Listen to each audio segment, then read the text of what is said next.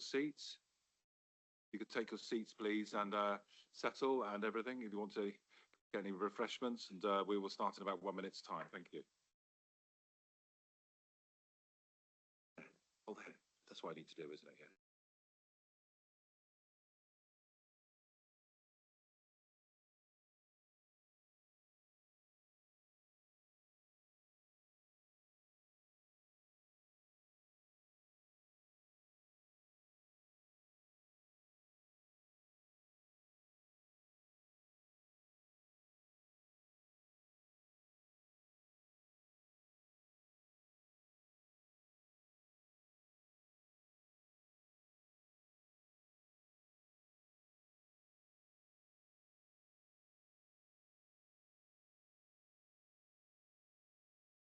Okay, everybody, ladies and gentlemen. Wow, I can hear myself now.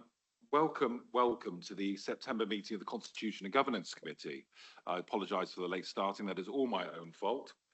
Can I introduce myself? My name is Councillor Ross Henley, and I am the chair of the committee. I'd like to welcome everybody into the room. That's all the usual members and new members to the committee. You're most welcome. And all other members. We've a few more members here than we normally have. You're particularly most welcome. And particularly most of all, like to welcome any members of the public who are joining us today through live streaming, which takes me on to the fact that today's meeting will be run using the webcasting system via Microsoft Teams. Committee members and key officers are physically present in the Council Chamber at the Dean House in Taunton, and other elected members are on Microsoft Teams. There's quite a few I've noticed there already. And members of the public and officers may physically or remotely join the meeting to speak on specific agenda items or observe. But only members who are in the room, physically in the room, or members of the committee have voting rights at this meeting today. And this meeting is being webcast, and therefore other members of the public and partners can observe the meeting remotely. The agenda pack is available via ModGov or direct from the council website from the link which we've sent out to members. And when you're invited to speak, please could you speak clearly into the microphone and state who you are for the benefit of anybody who is listening to the meeting so they can identify who is speaking. And I need to advise you that the meeting is also being audio recorded as well. And finally, as agendas are now viewed electronically, can I kindly suggest that members and officers refer to page numbers from the published agenda pack, which would assist all of us present in finding the appropriate information. So the first item, the formal item of the agenda, is apologies for absence. Do we have any formal apologies for absence? Who's beginning? Is it Scott or Pippa or? Just to report, Chair, that not necessarily an apology, but only in the sense of joining remotely, and that's Councillor Helen Kay. I apologise for giving apologies for Councillor Hugh Davis, and he's actually very pleased to see he's actually turned up. He's made it, so I do apologise to you. Bless him, Hugh took the trouble to phone me to say, could I give his apologies? Yes, and then I gave his apologies, and he's here, but we're lovely to see you anyway. Okay, and Helen did already pre-notify me that she will be joining us online and is with us online as well. So welcome back, Helen. Lovely to see you here with us. That's great. And item number 2 is minutes of the previous meeting of Constitution and Governance Committee, which is our last formal meeting, when we had an informal one last time. The last formal meeting was on the 17th of April. Do we have, can we treat the record meeting draft minutes as a true record? Councillor Lovell. Is you proposing? Do you have a seconder? Councillor Pearlstone, yeah. All those in favour then? Thank you. Any against? That's carried. And item number 3 is any declarations of interest. Do we have any sort of other interests we need to, or other than ordinarily publicised on the council's website, I guess, aren't they? Okay, thank you. And item number 4 is public question time. There have been no submissions for statements or questions received by the deadline, which was last Tuesday, the 3rd of September at 5 o'clock. So we'll move on then to item number 5. It's contract procedure rules, which is on page 19 to 138. I'd like to invite Paul Scouse. I hope I pronounced that right correctly. It's nothing worse, you get somebody's name wrong. Thank you. He was our strategic manager for Somerset Council of Commercial and Project Procurement, and also Jill Byram, the interim head of legal, to introduce the report in the agenda pack. Thank you, Paul. So, yep. Thank you. And firstly, I would like to offer my apologies that Jill Byron's unable to attend today, but we do have my colleague Dorothy O'Farrell from Legal to represent the legal side of things. So this is a request for this committee to endorse a change to contract procedure rules to go to full council later in the month. These rules form part of the Constitution and outline how the authority conducts procurement and contracting exercises. The rules were adopted from Somerset County Council through LGR because a change in procurement law was imminent and it was felt inappropriate to do two changes in quick succession. That Procurement Act is now published and its details are known. This comes into effect on the 28th of October this year. The proposed change to contract standing orders reflects that change in legislation, and it's proposed that it's approved that these rules come into force on that day. So the exercise and the decision is joint between procurement and legal. It's not a straight kind of change. We have taken the opportunities, taking a bit of a rewrite on this. Hence, this isn't a track changed alteration to the policy. It's a completely new rewrite. It's hoped that the order flows a bit better than the old, and it is written to reflect the Procurement Act 2023. A lot of the changes are kind of wording changes, changing names, act names, etc.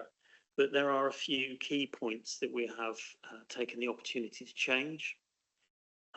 Namely, currently at the moment, before a procurement activity can start, there is a requirement to complete a non-key decision to confirm that you've got budget in place.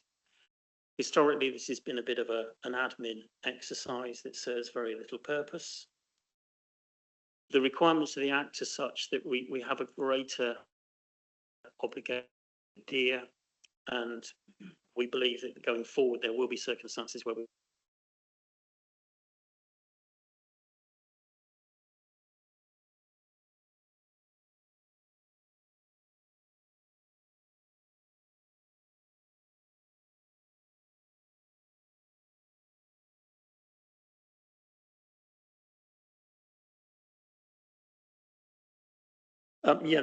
the obligation going forward is that we will need to potentially start some procurement exercises before we absolutely know we've got budget in place, and this is around things like central grant funding. Currently have issues that we get grant funding and then we have a short time in which to spend it, but not enough time to do a procurement which is compliant. It also takes away a bit of admin, which is a good news story, I think, for the officers. The other main change is to the procurement threshold levels where procurement get involved. Currently, anything over 50,000 will go to the procurement team. It is proposed to increase this to 100,000, but including VAT in that. Below that level, an officer will be given support guidance to go out to a 3-quote process, which is what currently applies to below 50,000. Reasons for doing that, the Procurement Act is such that it might decrease an awful lot of admin for suppliers, but there's quite a lot of additional admin for the procurement team. And in order to cope with that and make sure we do it properly, something has to give, basically. And it's viewed that if we can accept 3 quotes up to 50,000 to produce best value for the authority, that is increased to 100.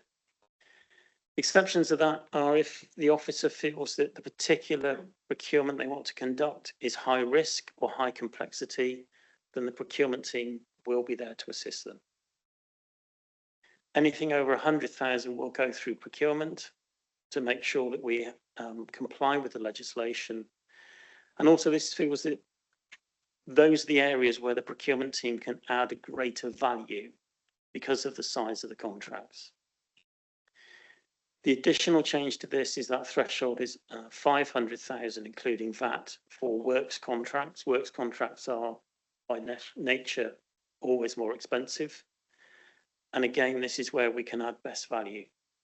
The number of works contracts that fall below that 500k currently is not significant.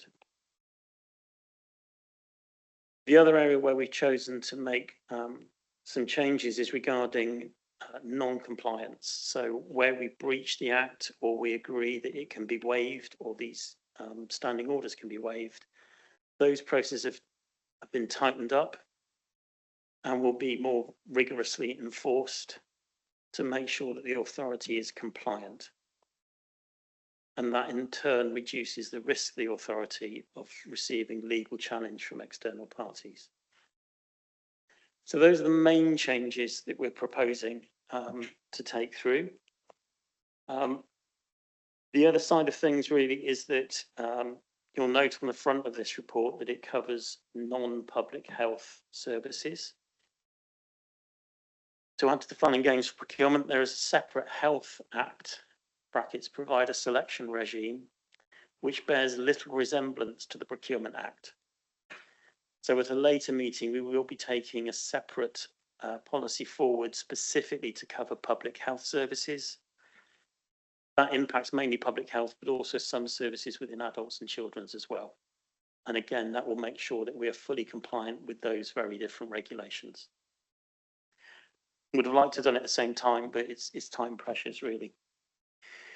If this is endorsed through, we will then have to concentrate on communication because officers need to know these rules and abide by them. So the plan is that we go through the leadership forum, we would issue a mail drop to managers, and we will also plus this into Dragon's Pen. Alongside that, I'm attending a number of meetings within the divisions to outline what the changes are and what the requirements are to them. So in summary, that's what we're hoping you will endorse to full council later in the month, and then will be adopted from the 28th of October. And I'm more than happy to take any questions. And if I can't answer them, I will call on Dorothy. She'll be pleased to know. Thank you very much, Paul. I'm just going to open this up to members now. I'd like to ask any questions, make any points regarding both what you've said and what's also been included in the pre-circulated report. Tim Curley, Councillor Tim Curley. Thank you, Chair. Would it be fair to describe this as a housekeeping exercise, effectively following a change in legislation? Pretty much, yes. There's nothing particularly revolutionary in here. We have to do it to comply with the Act. When LGR was through, the actual detail of the Act was not known. And certainly we're still trying to understand some of the practicalities of it. So to a large extent, it is a housekeeping exercise, yes. If I could have a quick follow-up on that.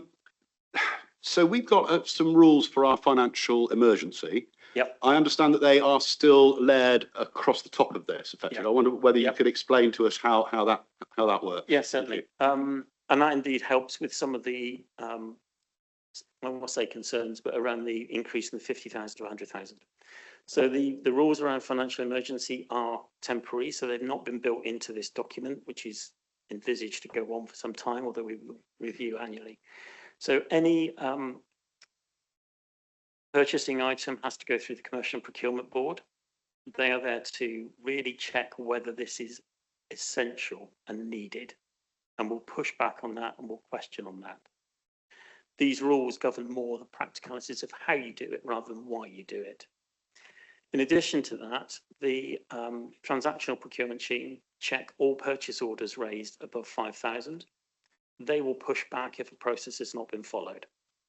So again, if someone is getting 3 quotes or trying to get 3 quotes for up to 100,000, if they don't do that, the purchase order will be declined and they will be asked to explain themselves. Similarly, if a purchase order is raised and they haven't gone through the Commercial and Procurement Board, it will be declined. Or if they haven't got a waiver signed off to say it's okay, you can do it despite the way you've done it, it will be declined. So it increases that kind of financial challenge back to someone. Just say, I just noticed in the chat, Helen Kay, Councillor Helen Kay, has asked a question about, can we make sure that the main camera go on the main, the speaker, if that's possible, yeah. But I wondered if it was because we moved the microphone, because Theo's microphone was being used, the camera focused on Theo, so I did wonder that was the case, but okay. Anybody else like to ask any questions of this one? Councillor Wale. Probably, so I've tried to read all this, but anyway, am I right? This is the new regulations are in to replace EU Yes, procurement, yeah, right? Okay, they're to replace public contract regulations 2050. yeah. So I was wondering why in page 53, 54, I think, which is the procurement threshold table. Yep. It goes down under the bottom half to less than the EU exit regulations. So are we still tied into the EU exit regulation thresholds, or I just wondered why they're in there if we're not? And understood goods and services and works. Page 54. Yeah, 54 procurement Sorry, threshold. my friend's heck. I'll be honest, I say I can't see that in my version, and I respectfully ask and wonder whether you're looking at the previous current version rather than the future version.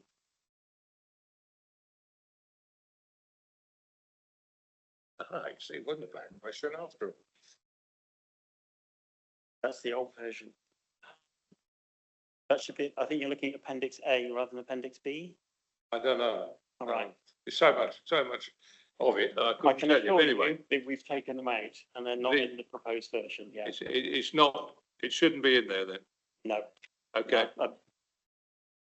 Yeah, I think it's the old version.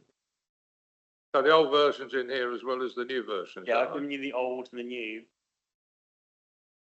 And the, So Paul, sorry, I'm getting a little bit confused. Yeah.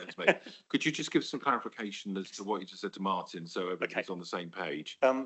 the documents we submitted, Appendix A is the existing version, which we're looking to remove. Appendix B is the proposed version, Ah, and Appendix A will refer to EU exit regulation, and Appendix B will not. Really understand that now? I don't know why it's in here. No, okay. I'm calling, you might wonder why I'm calling, being very formal, calling you all by your full names. It's for the benefit, obviously, people who aren't in the room and particularly members of the public who might be joining us, who don't know any of us. Councillor Dawn John. I thought Appendix B, yeah. I don't think they're marked as appendices, that is what makes.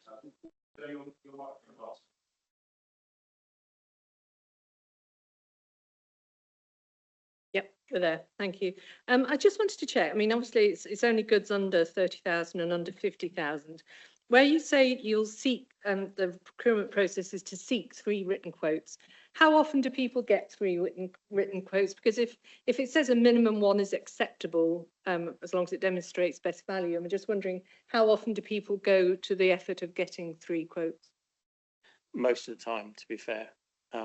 It's one quote is, it's a case of resource really. If you seek 3 quotes but only get 1, how much time do you spend going out trying to find 2 more from suppliers you've never used before?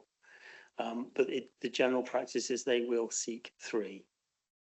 Yeah, I mean, it's obviously something that comes up a lot where people feel that people are favouring people they've already done business with. And I'm just concerned that we have enough safety check in there that due process will happen in enough options will be given to people outside of existing contacts. And, you know, and obviously would be a scrutiny if the same people are getting those contracts. So I just really want some reassurance that what process is in place to check that, I suppose. Again, anything over 5,000, the procurement team will check whether 3 quotes have been obtained when they get a purchase order received. And in the comms, what we are proposing is, whilst it says seek 3 quotes, we are going to suggest that you seek 4, one of which should be from a supplier you have not used before. So it generates more attractive opportunities for other small businesses that aren't on the kind of go-to list for a particular area.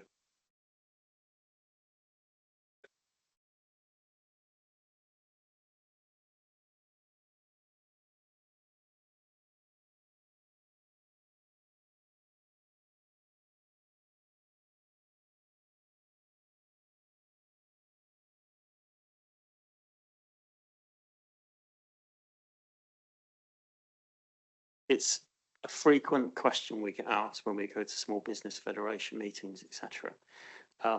If it's less than, currently, if it's less than 50,000, it doesn't go near procurement at that stage. It is down to the individual service area, like, for for instance, property, to go out and take 3 suppliers. It's very difficult for a supplier to get in front of those people and get their name on that list to get 3 quotes from, because there is a tendency of, I'll just go to the 3 usual suspects I always go to. Hence, what we want to do is try and push to get a 4th, which you have not used before, so that that list becomes extended. The problem is getting the supplier into the right named person across the whole authority who's looking for that sort of thing. Okay, so you're saying this will get amended before it comes to full council? I don't think we can mandate it, but I think we're going to strongly recommend it. What I'd like to have is service directors almost mandating this across the division. Okay. One final question. I mean, this is obviously about the procurement stage. Where does the delivery or successful delivery of a contract get dealt with? Good question, which I meant to cover earlier. So the Procurement Act has another slight amendment in that it's extended the definition of procurement to include supplier management. So within that act, there are clauses such as for anything over 5 million, you must have 3 key performance indicators, which then must be it's mandatory to then report on that to central government, and that's publicly available once a year. In addition to that, we are communicating this across our supplier managers. The supplier managers have been encouraged to go through the training modules that the government have provided. That will be mandated, so they cannot manage a contract going forward until they've completed the training on how to manage a contract. A lot of them have also been through government commercial college fundamental initial training courses to cover contract management. So this whole act puts quite a greater focus on that side of things to make sure we manage contracts properly and get the best value from them. Sorry, I will finish in a minute. So, I mean, I'm asking the question because I had a contract that hadn't been delivered satisfactorily within my community. And I was told that it comes down to them only checking so many because of capacity to be able to check delivery of contracts at invoice stage. So are you saying that would come up at, I'm just trying to get in my head where that will now come up if it's part of procurement? Part of it depends on the size of the contract, because clearly if you've got a contract worth £1,000, you're not going to spend enormous amounts of resource in managing it. But what we do is to tier our contracts based on kind of risk, value, importance, lots of different criteria, and the higher level tiering gets a greater focus on the contract management. Also going forward, once it leaves procurement, we're introducing a fuller handover to a contract manager that explains to them, this is the contract, this is how you are to manage it, this is how you are to review the supplier, this is what you're supposed to look for. So it increases that professionalism, if you like, into how the authority manages, particularly its key strategic contracts.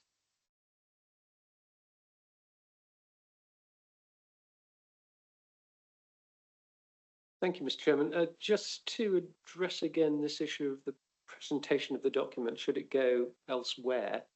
I must say I've been struggling to find exactly where the appendices are. Appendix C is marked on page 137. I think Appendix A starts on page 27 and Appendix B on page 83, but it would be helpful if that could be clarified. Again, just from the usability of the report, should it need to go anywhere else? Would we like to respond? I have to say, I was struggling to find Appendix B myself, actually. Okay. I am struggling to respond because I submitted these separately to Pippa, who's merged them together into the pack. There we go. If we were dealing with it in paper form, he said, in the old-fashioned way, it would be much easier to be able to spot them. Electronically, it's really quite difficult unless your attention is drawn to it. I think those are the page numbers for the appendices, and it's fairly crucial we know where they are. So if it does have to be submitted elsewhere, could that be looked at? Certainly. Sue Osborne.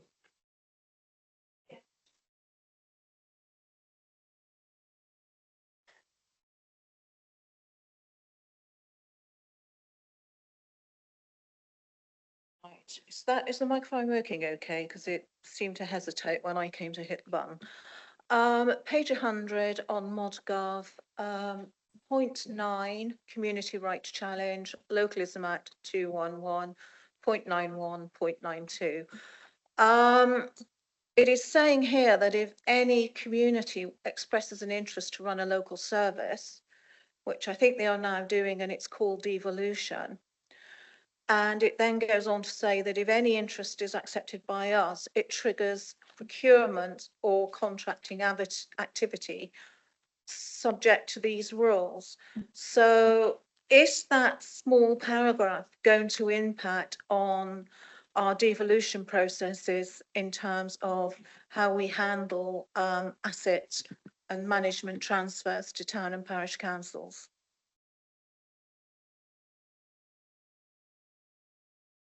To call Dorothy in at that stage, because I'll be honest with you, I think within procurement, I don't think we've ever had one of these circumstances arise yet. Dorothy, are you able to? Dorothy, are you able to pick up that question? Yes. Good afternoon. The clause is aimed at the community right to acquire assets where the council's advertised. So I think that's a separate issue from devolution in itself.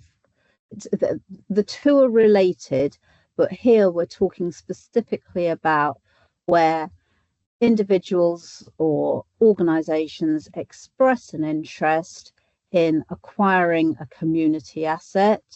The council can't just hand that over to them. There has to be some form of procurement exercise, and at that point the rules are triggered. Hopefully that helps.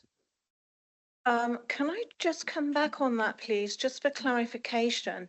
Paragraph 9.1 actually reads, under the Localism Act 2011 and any amending legislation, community organisations could submit to local authorities an expression of interest to run local services, commonly known as community right to challenge. Well, here you are talking about services. It doesn't mention community asset transfer. That's what I was curious about, is at the moment we are seeing town and parish councils, some have already been done. There's some quite heavy duty devolution deals going through even as we speak. And I was just curious as to whether this particular small paragraph could have knock-on implications in terms of how we deal with those going forward. Presumably it won't impact on deals that have already been done, but there's probably still to be done and still going through. And I just want some clarity that, the way we've done devolution seems slightly different to complying with a whole raft of rules which we've just gone through and which look really very complex and are adding work. It's just that this is not going to impact and you could face subsequent challenge. Perhaps at a later date if you haven't sort of complied with that bit of the procurement regulations. I'll call David Clark, our monitoring officer, and he wants to add something to this. Thank you.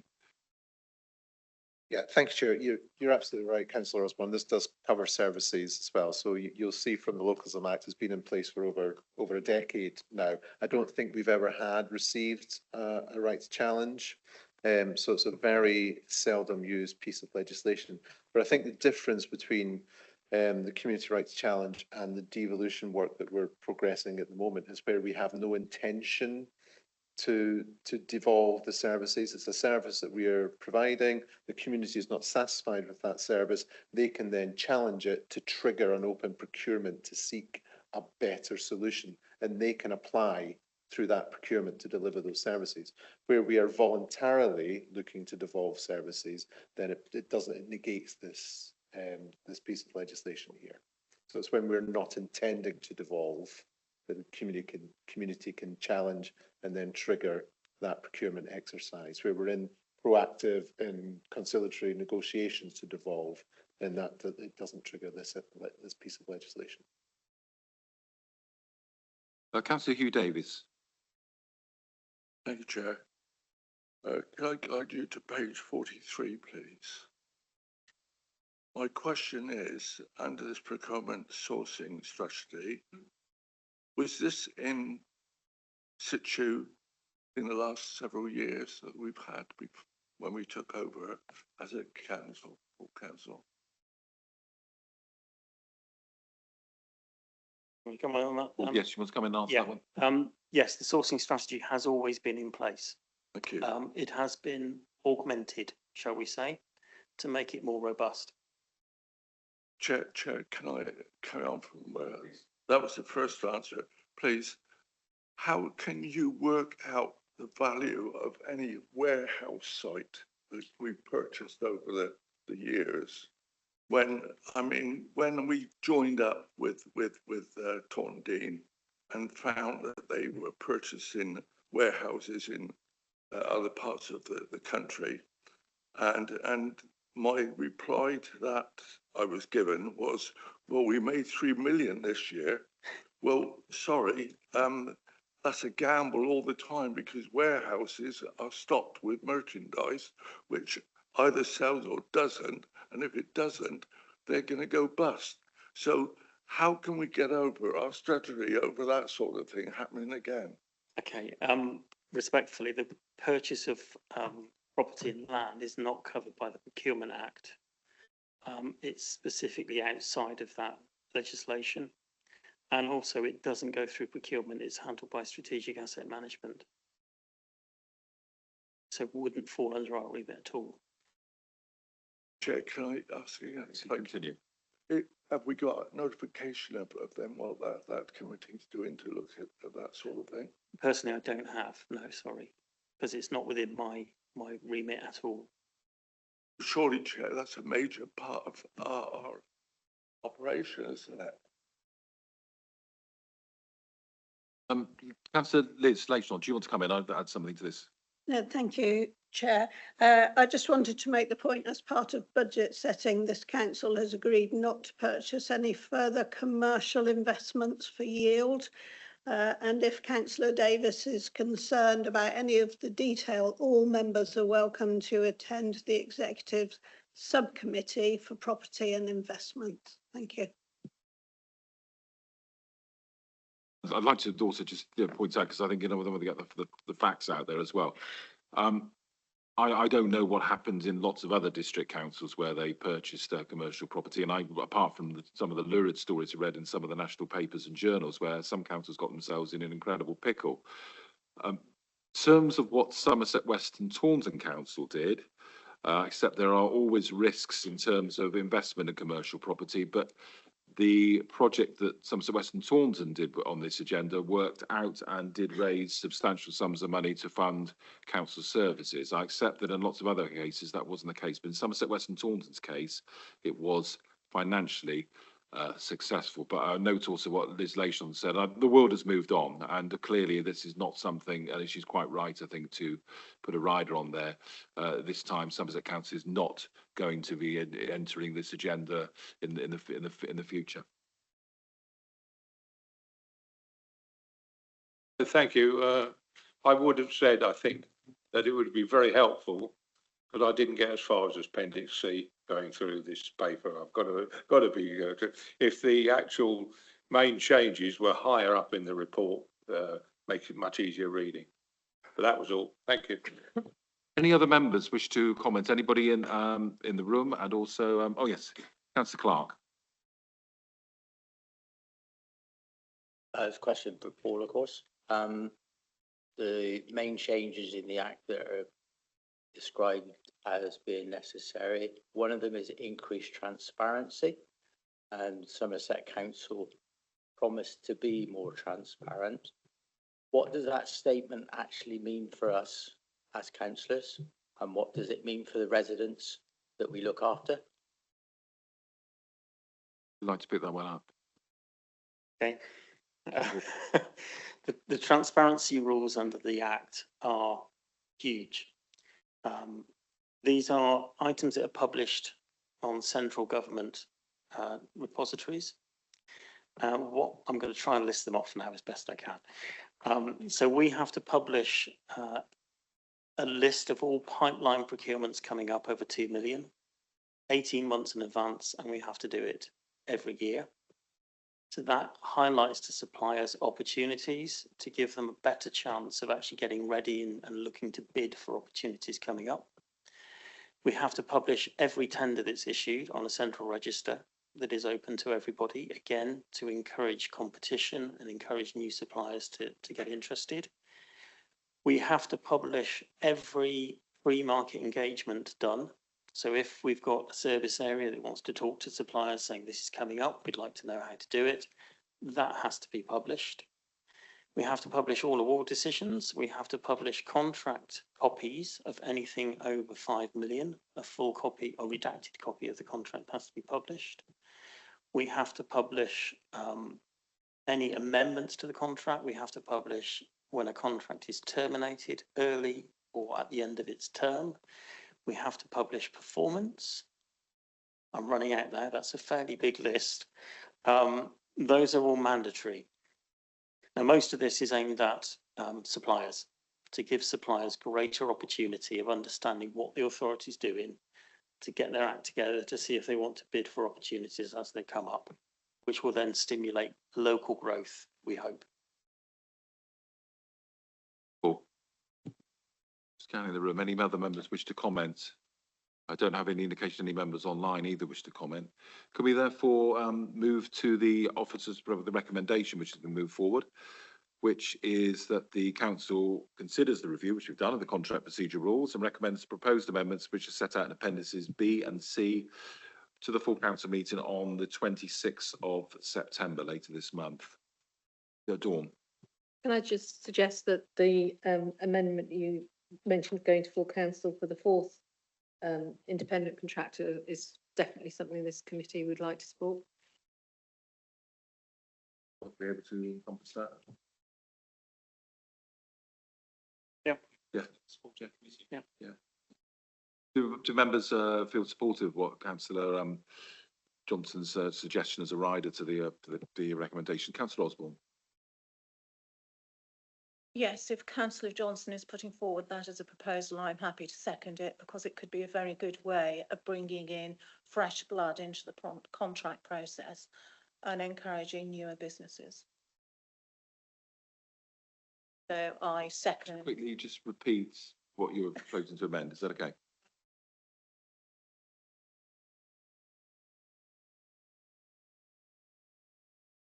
I'd love to. So where we're saying we're seeking 3 quotes, we're essentially saying you should seek 4 quotes, one of which must be from a supplier that has not been used before. Sue, you're happy to second that? I'm very happy to second that, as I sort Thank you. of commented earlier. I think it is one way of perhaps bringing some new blood and new businesses into the system and giving them an opportunity to prove that they can deliver just as effectively for Somerset. You're happy to second? So I'm happy to second it, absolutely. All those in favour of this amendment? Carried. Then do I have to move that, encompass that as part as the, so that's encompassed now and sort of wrapped around the whole proposal about appendices B and C. All those in favour of the amended proposals, which you remember you've supported Councillor Johnson, Councillor Osborne's amendment, which is now part of the main proposal. All those in favour? It's carried. Thank you. Thank you. Thank you very much. Online, Dawn online as well. Thank you for coming in and helping us there. So moving forward then, item number 6 on the agenda is the LGBCE Electoral Review, Somerset Council submission. This is whereby which we started the review of the boundary, working with the Boundary Commission for England in terms of the electoral arrangements for the 2027 Somerset Council elections.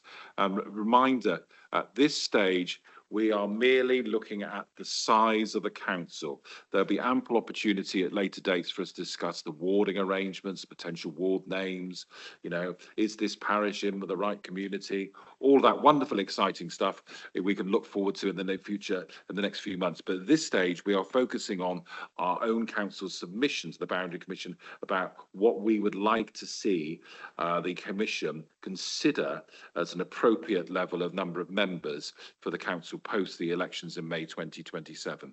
There has been 2 member briefings which took place in the last week, and I'm going to ask David Clark, our monitoring officer, to introduce the report, and it'd be useful perhaps to report back on those briefings which took place, member briefings, and just like to remind members that the recommendations for this report are listed in supplement 1, which has been released to all members, and I'll just read these out.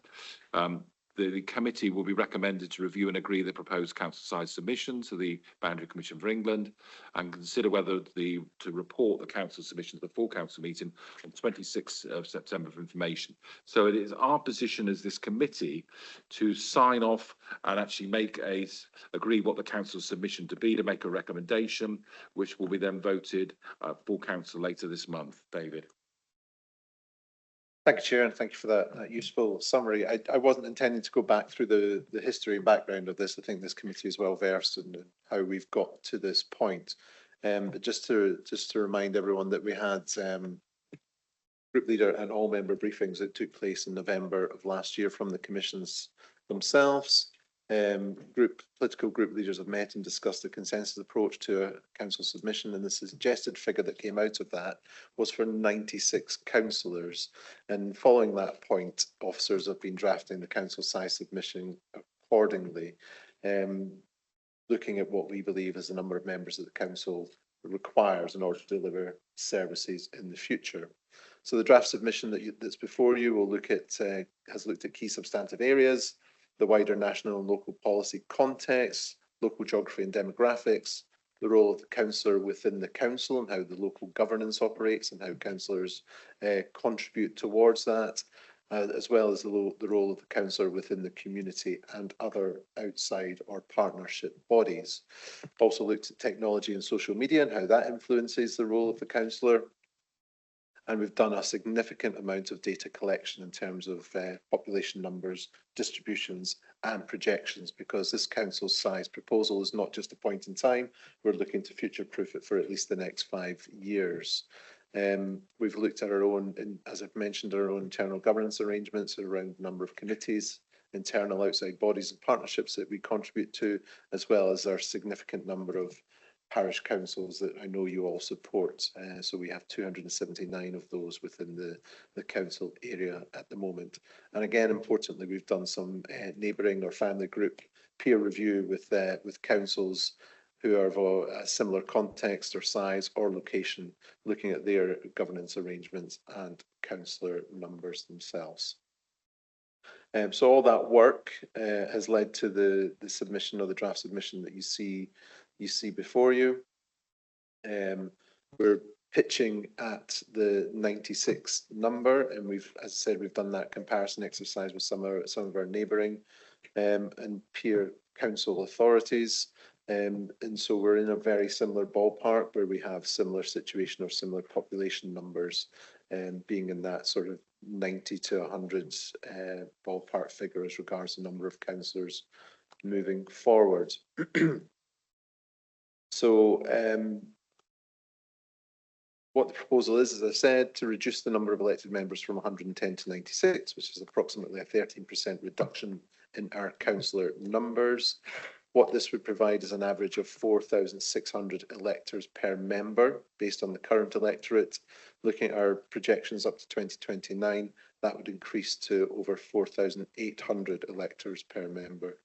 We've also asked that as part of the submission that we focus on predominantly single member wards where possible, but we do acknowledge that that won't be possible in all cases. And again, moving the terminology away from divisions and to wards as a whole. As you mentioned, we've had 2 member briefings that took place last week, which were well attended.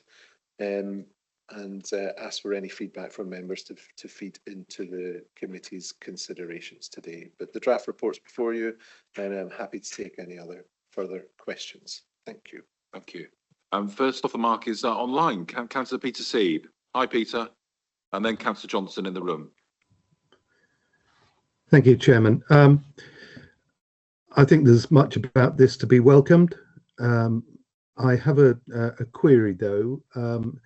In the consultation, in the first bullet, in the middle of the paragraph, it refers to reducing the opportunities for younger people to stand for elected office. I believe the point being made in the Constitution and indeed in the first sentence is it's people of working age, and I think younger people might be misconstrued as a particularly deliberate aim at the lower end of the demographic, when in fact it's everybody under 67 that's in the brackets being referred to.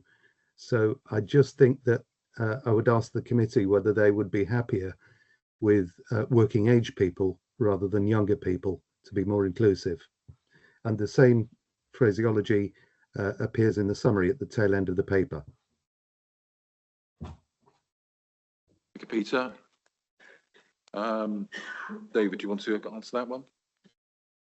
It's a consideration for the committee, Chair, if they are keen to change it from younger people to working age people, then we can take that into account, absolutely. Councillor Dawn Johnson. I might have misheard. When you said 110 down to 96, you said 30% reduction or 13? 13, yeah, I was just doing maths in the game. I'd heard 30 and thought that's wrong. Thank you. Theo Philip. Well, I'll make a couple of observations in response to Councillor Peter Seeb. One is that if you are working age, then you are by definition younger in local government terms. But I'm perfectly comfortable with the language as it currently stands, because tying it to being working age, when working age is increasingly changing, when people are in education longer and working longer, probably doesn't actually clarify things. And I think the idea is to have people who are younger than the current average of local councillors, and that's probably a good thing in terms of aiding diversity. I hear what you're saying. I mean, I hear what Peter's saying as well, but how to define what working age actually means these days? It's not, you know, it's not necessarily defined by the state pension age, is it? You know, I mean, the 2 or 3 of the people who work on my team are over 70, you know, as full-time sort of trainers, you know, so it's the working age sort of thing is it's very fluid these days. And if I hear what Peter's saying, who would like to comment now? Anybody else? Councillor Sue Osborne. Thank you. I think it's not very often I agree with Peter Seeb, but I think on this one I do, because I think what we're trying to do is to get as many people from all walks of life, particularly women, who are significantly underrepresented in local government, to come forward. And I think working age, well, it does cover you from 18 to 67. So I think what we're trying to say is we want as wide a range as possible.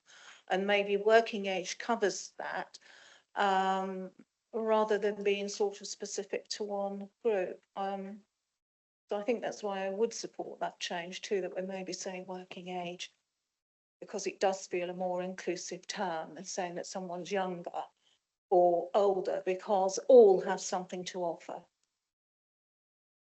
And anyone who wants to come forward to become a councillor in this day and age should be encouraged and welcomed. Good statement, thank you, Sue. Councillor Wale. Yes, I'm interested in the process actually, because some of us have been through this before in other authorities, and quite frankly, after a lot of work and a lot of effort, absolutely no notice was taken of the submission. Perhaps it was a bad one, I don't know. But this is a submission to the first part of the process, as I understand it, Chairman. And do they actually will they come back to us, or will we make further submissions later on the whatever comes forward from the process?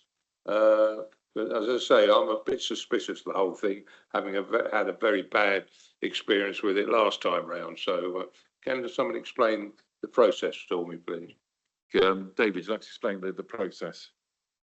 Yes, no problem. So this is a stage one of the review. So purely looking at council size. So they're consulting directly with the council. This is the council submission that will go back to the commission. The commission will then take that into account and then start to develop their proposals for the wider review. That will include number of wards, the boundaries of those wards, the names of the wards, and the number of members per ward as well. Once they've got their preliminary proposals forward, then that will form part of a 10-week public consultation. So that won't just be with the council, that will be with the public at large. There's an opportunity for any body, group, individual to respond to that consultation. They'll then take that feedback into account, make any further changes or amendments through responding to that feedback, and then do a further 10-week public consultation with what they would consider to be their final proposals. And then following that, any further responses will inform what they would then present to Parliament to be adopted as their final proposal. Dawn Johnson wants to come back. Yeah, just following on from that sort of element, have we got any experience from any of these unitary councillors as to what they asked for and then what they ended up with from historical, anyone ahead of us on this? There's a couple of very recent authorities in Buckinghamshire, for example, but I think that as far as I'm aware, and Scott may have a bit more detailed information on it, but as far as I'm aware, the number that the council submitted was very much what the commission came back with. Matt. Sorry, Chair, I could just see the leader also indicate, I think it was on this point. So Bill Evans. Thank you, Chair, and thank you for the question. Just getting feedback, my apologies. Hoping that will.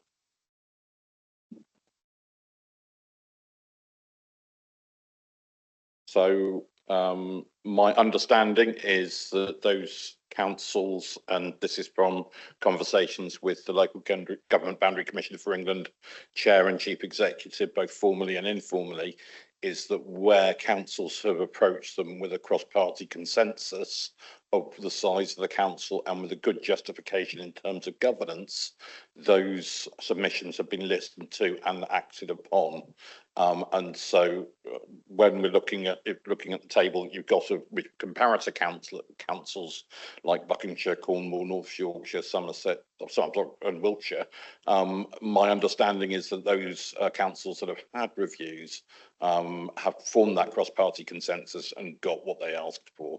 And so that's why we've taken the approach of working cross-party here to try and get the outcome that we are asking for. I appreciate that some councils have asked for something different in the past, but that's the guidance we received. Sir Evans. Councillor Theobald Philip, you want to come back? Yes, I just wanted to talk about the numbers a little bit, which are, in my view, very important. So the proposals in front of us are for 96, which strikes me as a fairly arbitrary number, but 96 is as good as 97 or 95 or 98 as far as I'm concerned. If you look at other authorities that have been through this recently, as has been mentioned, Buckinghamshire is going down to 97. Durham's going to 98. This is very much the sort of similar number to what we'd expect. And I think Wiltshire's got 98 as well. So we're talking very much the sort of number you would expect for an authority of this size.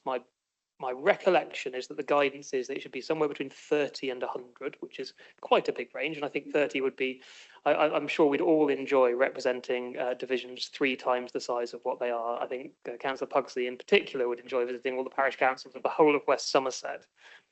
But I think we should stick with this recommendation. It's very important that we have sufficient members to be able to do the work of this authority. Very, very recently, Somerset was represented by 269 councillors across all of the authorities. and we've gone down to less than half of that number. And I'm strongly in favour of retaining a decent size on Somerset Council for the immediately foreseeable future.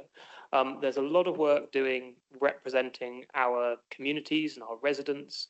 We also have a fairly substantial committee structure within this authority, and whilst I think there may be some minor amendments made which could make that slightly smaller, I still think we're going to need a substantial number of members to be able to do the work of this authority going forward. So really the point I want to make is that the proposal for 96 seems to me to be the right one and one that we should support.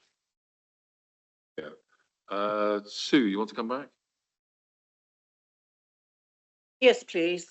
Yes, I'm content with 96, and also that the wards are predominantly single member. So I'm content with the proposal as it stands. However, at this stage, we're only looking at numbers.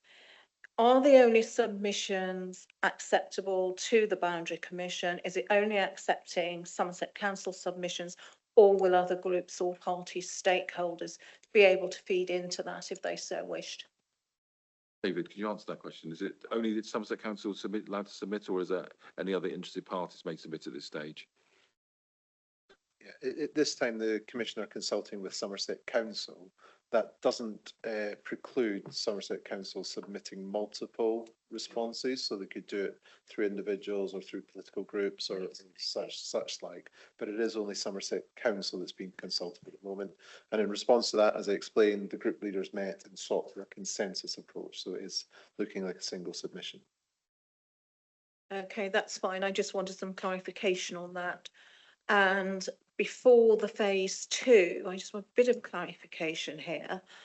Before the first consultation mark 1, the first 10 weeks, are the Boundary Commission going to be looking at any submissions put in by other parties at that point, which might influence that starter for 10 first proposals?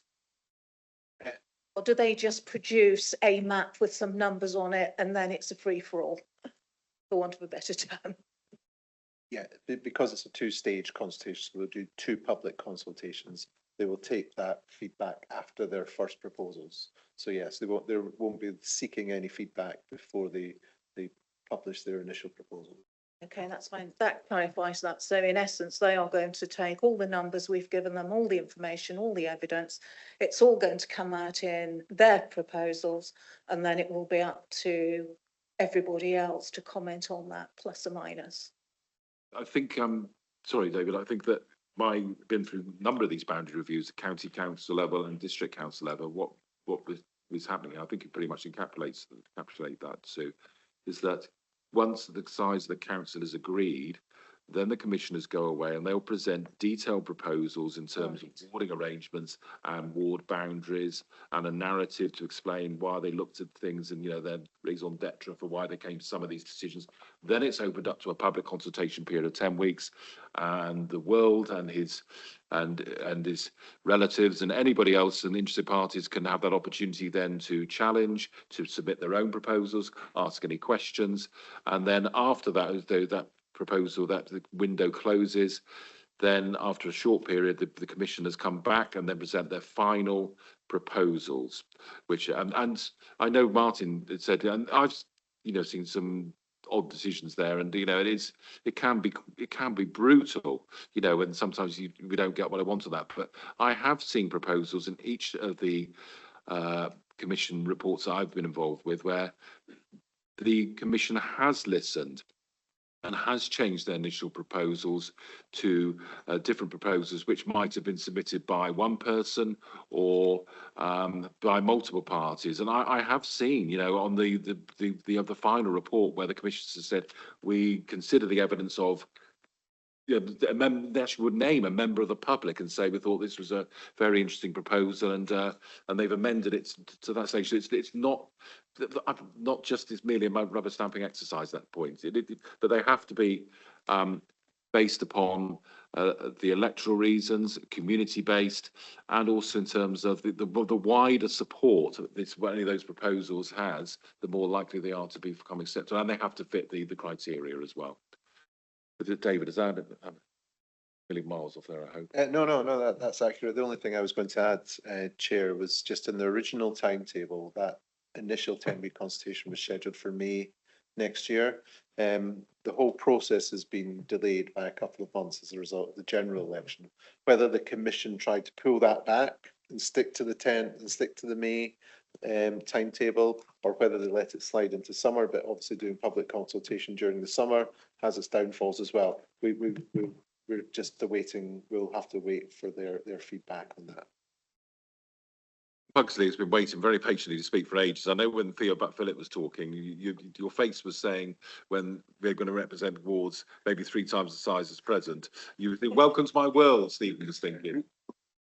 Yeah, speaking as one who's got 3 parish councils to attend tonight, yes, absolutely. Can I actually say how much I agree with what Theo Philip said? I think we should welcome very much this document.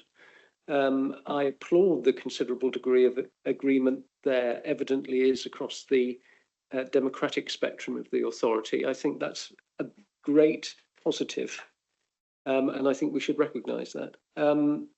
I think the outcome in the document is well balanced in terms of what we need to operate the council for good governance, as well as provide good representation for residents. I am particularly welcoming of the prominence given to LCNs now as key elements of council governance. I think including that as part of the document is important. The only thing that I have to say I do find slightly grating is towards the end of the recommendation conclusion, talking about the change from divisions to wards. It says this change would also likely be welcomed by the public, which is a grammatical construction I detest. What we mean is probably be welcomed by the public. The likely bit seems to be one of these dreadful Americanisms that's crept into our national life. Associated with that, though, I do have to say, coming from a district background, obviously I'm used to wards being what our electoral areas are referred to. I rather regret the passing of the word division. We were Somerset County Council, the continuing authority, and division was what the boundaries were known as. And I rather think that that historical link with our illustrious past shouldn't be lost. There are plenty of other districts out there who still stick to wards, counties that stick to divisions. I think we should stick with divisions, but that is perhaps a discussion for another day.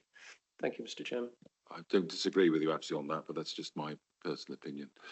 So we've had some very thorough inputs from lots of different members. Anybody members, and particularly looking at members, Hugh, because I was going to say members who haven't spoken before, and then Hugh pops his hand up. That's great. Well, I did wave it at one before. Sorry, Chair. Chair, first of all, little shot at my friend from across the water there, Exmoor. He's all right for saying it's okay to proceed in one manner, but in Exmoor, they're not building, are they?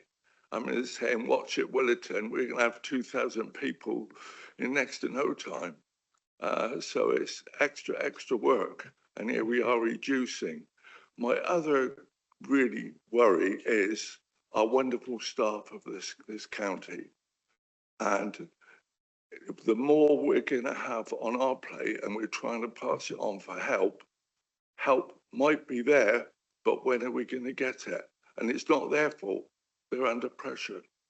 And I've already got an issue like this at this very moment going on, and that's before we've reduced.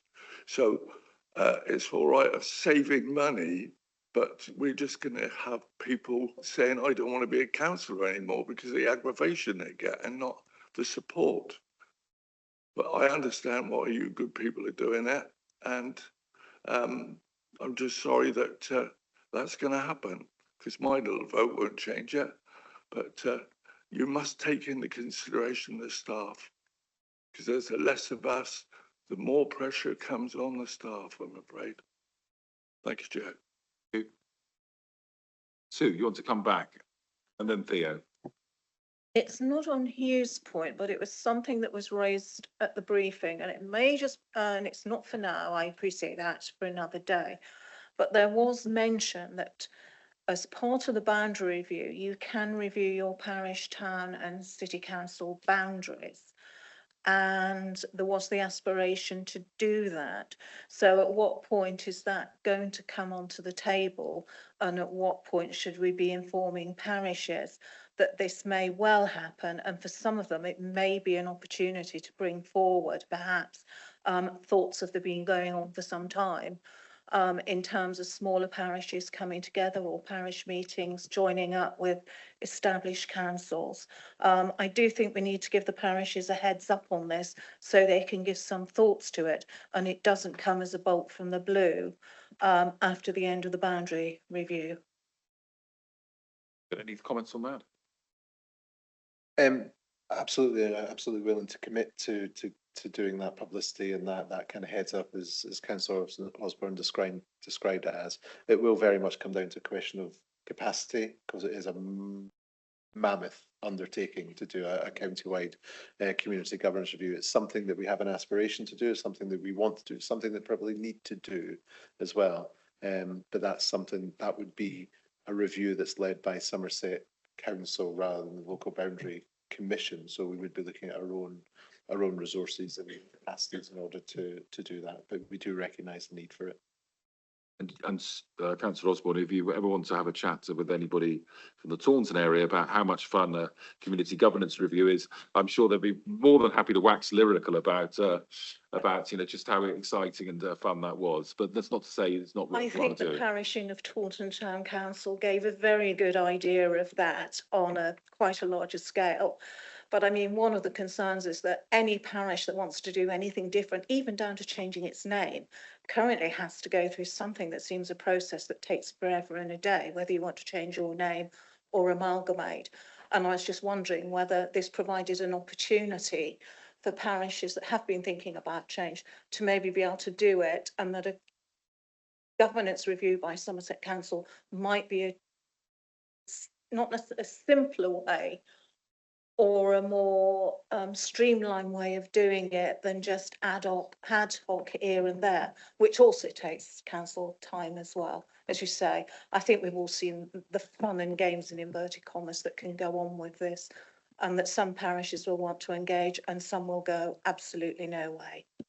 I was once told by a councillor, another authority, who attended a certain parish where he was the local county councillor, where they discussed for 18 months as a parish council whether they wish to keep or remove the apostrophe in the village name of the parish council. Riveting. Councillor Bill Revett. I'm not sure I can top that one. Thank you, Chair. I asked a very similar question of the Local Government Boundary Commission for England representatives that came to see us. And their judgment was that if it was uncontentious, then a parallel process would be possible. However, they were very much of the view that as soon as it became any contention, you wouldn't be able to run the two processes in parallel. So if there was a boundary between two parishes or two towns that was both agreed to move and everyone was happy, then it would be possible to do that at the same time, but not to get to muddy the process by trying to do anything as exciting and challenging as the Taunton Governance review, which we all endured with great fortitude. Unless there are any other bits, Tim?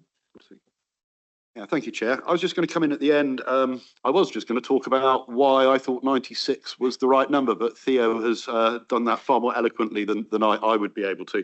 I do have a question of clarification that may need an amendment that follows from one of the working groups. So I believe within the body of the text, I know we're not going on to warding yet, but it does say in the body of the text, I believe, that we were looking at the option of 1 or 2 member wards. But I do remember somebody in the working group did come up and ask the added flexibility that could we have the wording in there 1, 2 or 3 member wards. I don't know whether that was amended or whether that's something that this committee would like to discuss. David. I think as written, the submission talks about predominantly single member wards, so that does not rule out 2 or 3 member wards as an alternative. The other thing I would say is, right at the top of this debate, we had Peter Sieb online made a suggestion regarding changing some of the wording for, I think it's from younger people to people of a working age. And that obviously Peter wouldn't be able to move that. He's not a member of the committee, he's online, he's not in the room. But Councillor Osborne felt that had some merit. I was wondering whether Councillor Osborne wished to make that proposal or not, remembered. Yes, I'm happy to propose that as an amendment. What the amendment would be for the benefits, because it was about 20 minutes ago. The amendment would be, and I just can't find it on here at the moment, I'm sure the experts will, is to amend the wording from younger people to working age people, so as it is therefore more inclusive and embraces everybody from, I guess, 16, assuming the voting age drops, from 16 to 67. That gives you a very wide range. So I'm happy to propose Peter Sieb's suggestion as an amendment. The original wording is in 311 of the supplementary agenda, but it said this could create a barrier for any potential candidate for maintaining employment alongside being a councillor, which might reduce the opportunities for younger people to stand for elected office. I guess you're saying you wish to remove the words younger people for people of a working age. Yes. Is that right? Okay. Yeah. Do you have a seconder for that, Councillor Osborne? I've not a clue. Councillor David, you answer, could you want a second? Trying to amend the amendment, are you?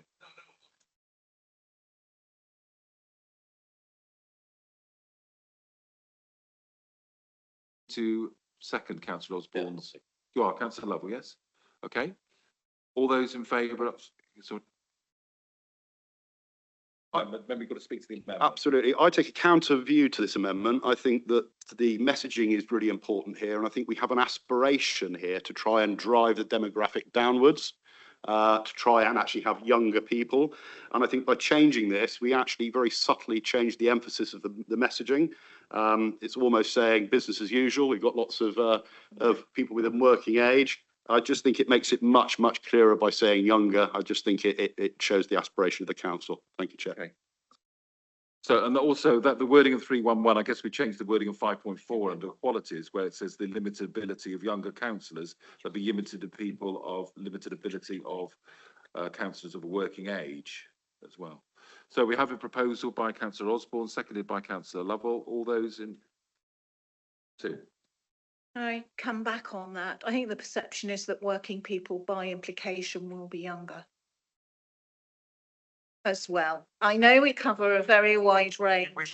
Okay, I think we could spend an awful long time. Spend an awful lot of time. Leeds online. But I've made a proposal. I do have a seconder in Councillor Lovell, and it is entirely up to this committee whether you support it or not. I'm going to put it to vote in a moment. I was about to, but Lee Revens just raised his hand, and we haven't heard from Lee. Just a point of clarification, Chair, really. Just are we excluding university students, college students, and those not at work?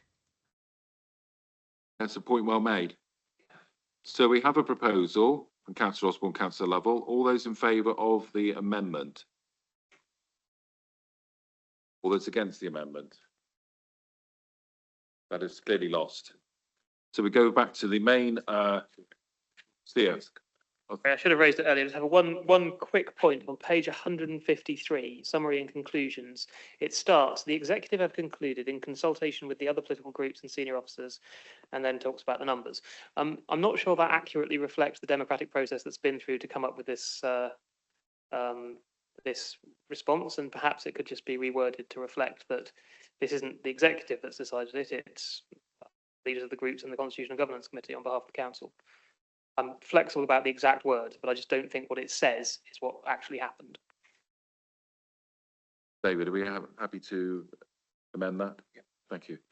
Can we move forward then to the recommendations? Now, bear in mind, this is going to full council on the 26th of September for a decision for us whether we submit this proposal. But Constitution and Governance Committee, we've recommended to review and agree the council size submission to the LGBCE, which is of I think we're saying of 96 councillors we wish to support, and also to consider whether to report the council submission, whether we decide to report the council submission to that said full council meeting on 26th of September.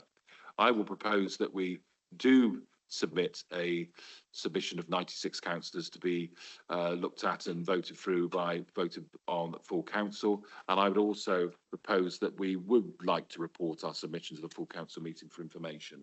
Do I have a seconder? Councillor Curley. Eva. And any against? Okay. You're voting against? Okay, fine, that's fine. Hugh Davis voted against. And then this will then be discussed at length, no doubt, at full council in a couple of weeks' time. And council will then decide whether to support the recommendation by group leaders and also the Constitution and Governance Committee and make the submission to the Boundary Commission. Councillors, let's see if we can move forward to item number 7, which is the general election 2024 update. We're focusing on the postal vote update. We will be aware that this was, there were some issues. There were some doubted issues. Many members had reported back some of the issues in terms of people applying for postal votes within the due deadline and then going away on holiday or going away on business or family matters, and then the postal vote not arriving on time, so they were denied the right to vote in that said general election. And you know, this is well trailed in the media as well.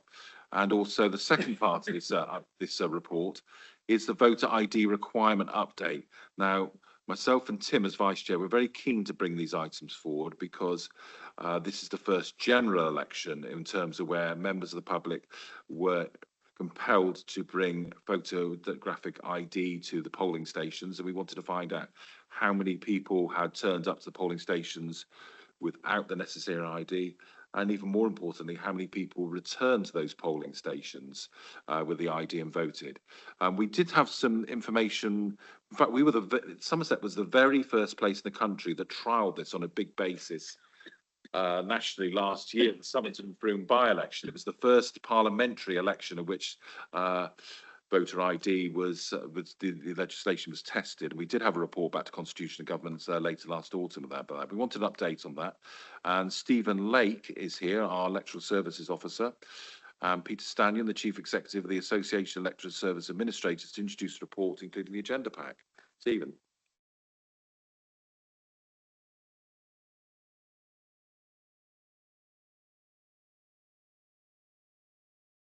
Thank you, Chairman. Peter Stanley is actually online. He can give the national. Okay. He can give the national view. I'm just giving you the local view. I put a report with the agenda which showed that in excess of 80% of people sent back their postal votes at the election, which I think is a very reasonable number overall, out of over 101,000 that we sent out. A lot of people applied late, and I was looking at the figures, and from the day the election was called until the close of postal vote applications, we received 8,243, which is a lot to process within that short period.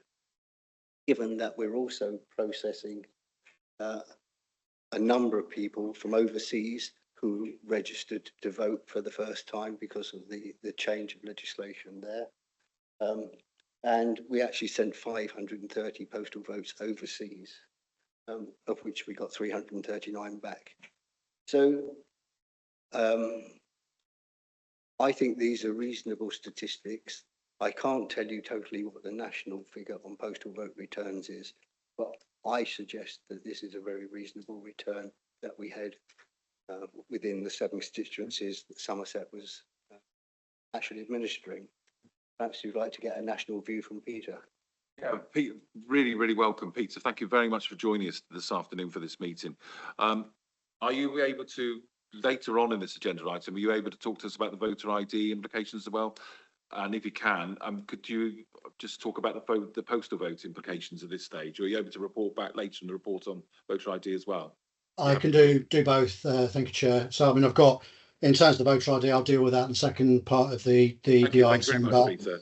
But so in terms of the postal vote return statistics that has been presented to you for Somerset, they are as they are. And I think in terms of the overall picture, we still await the Electoral Commission's national report on all of the returns.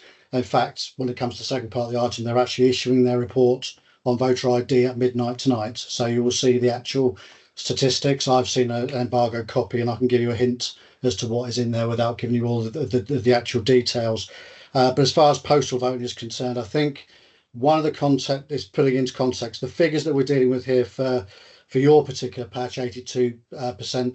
All you can do is look back at what was at the equivalent figures for the constituent authorities back at the last general election in 2019 as a comparator, because there is no there's an average figure around 82 to 85% across the UK generally, but that will vary obviously between different constituencies, different demographics and the like. I think one of the big challenges that Mr. Lake referred to is really the pressure that's now been introduced to the electoral system as a result of the Elections Act the Elections Act of 2022. In that now, quite rightly in terms of allowing access to electors, applications can still be made online right up to 11 working days before the poll. So it's added additional pressure into the system. That applies to both domestic electors and to overseas electors. So in terms of turning around applications, it was often the case, the evidence that we've received nationally is that they were going out slightly later than would have been the case had there been paper applications, simply because the volumes coming through at the very end. And the figure that Steve quoted there of 8,243 is, when you compare that, that's around just short of 10% of the total, I think, that were issued for the whole of the area. It's a big pressure coming in that has knock-on effects, not just to the electoral registration officer, but also to the supply chain of printers, Royal Mail, and getting it into the electors' hands as quickly as possible. So generally speaking, across the board, the figures that have been presented to you today are sort of about the same nationally. It will vary because of different demographics, but there's an awful lot of pressure that's been introduced to the system that this was the first time that it was done nationally in those sort of terms, and lots of issues faced in terms of that supply chain across different returning officers. Thank you very much, Peter. That's really interesting. Any comments, members? Dawn Johnson wants to start off. Yeah, thank you for this data. My feeling was that a lot more people are looking at postal voting with working lifestyles and what have you. Do you have any data on the increase in numbers of postal votes this election rather than from previous elections? Was one question. And the other was, did you have any detail on the reasons for rejections? Because I know there was the new thing brought in for proxy voting, postal proxy voting, where you had to provide, an extra form. Do we have detail on whether that impacted on the number of rejected postal votes? Thank you. Question, Stephen, would you like to pick that one up? On the first one, Chairman, the constituencies are all different to the previous constituencies. So it's very difficult because we're looking at apples and pears here. Obviously, we only had 4 constituencies and they were all self-contained within Somerset. Now we have 7, 3 of which are outside of Somerset for quite a large amount. So it's difficult to actually give a comparison which makes any sense. I do have figures which I've got somewhere as to why things were rejected. I think some of the problems that we had almost say reflect the electors. We have people coming in who say they didn't have their ballot papers, and yet when they gave us the paperwork to check, and it was in there. So they just don't take things out of the envelopes.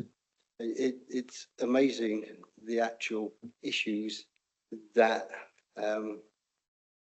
people seem to face without really realising what it is they need to do.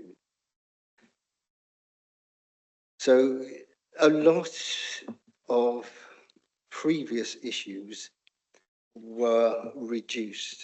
I can say that because we changed the format of the postal vote pack. In the past, we had a lot of husbands and wives signing each other. And because we changed the pack, it actually reduced those problems considerably. We had less people contacting us to say they didn't have their postal voting statement, which was a surprise because it actually was the thing which went in the envelope with their address in it. So it was obviously there, but they took it out and threw it away. So we managed to overcome a number of issues that we'd identified in the past. We trialled those on the Police and Crime Commissioner election, found that they improved the situation. So we introduced those for the general election.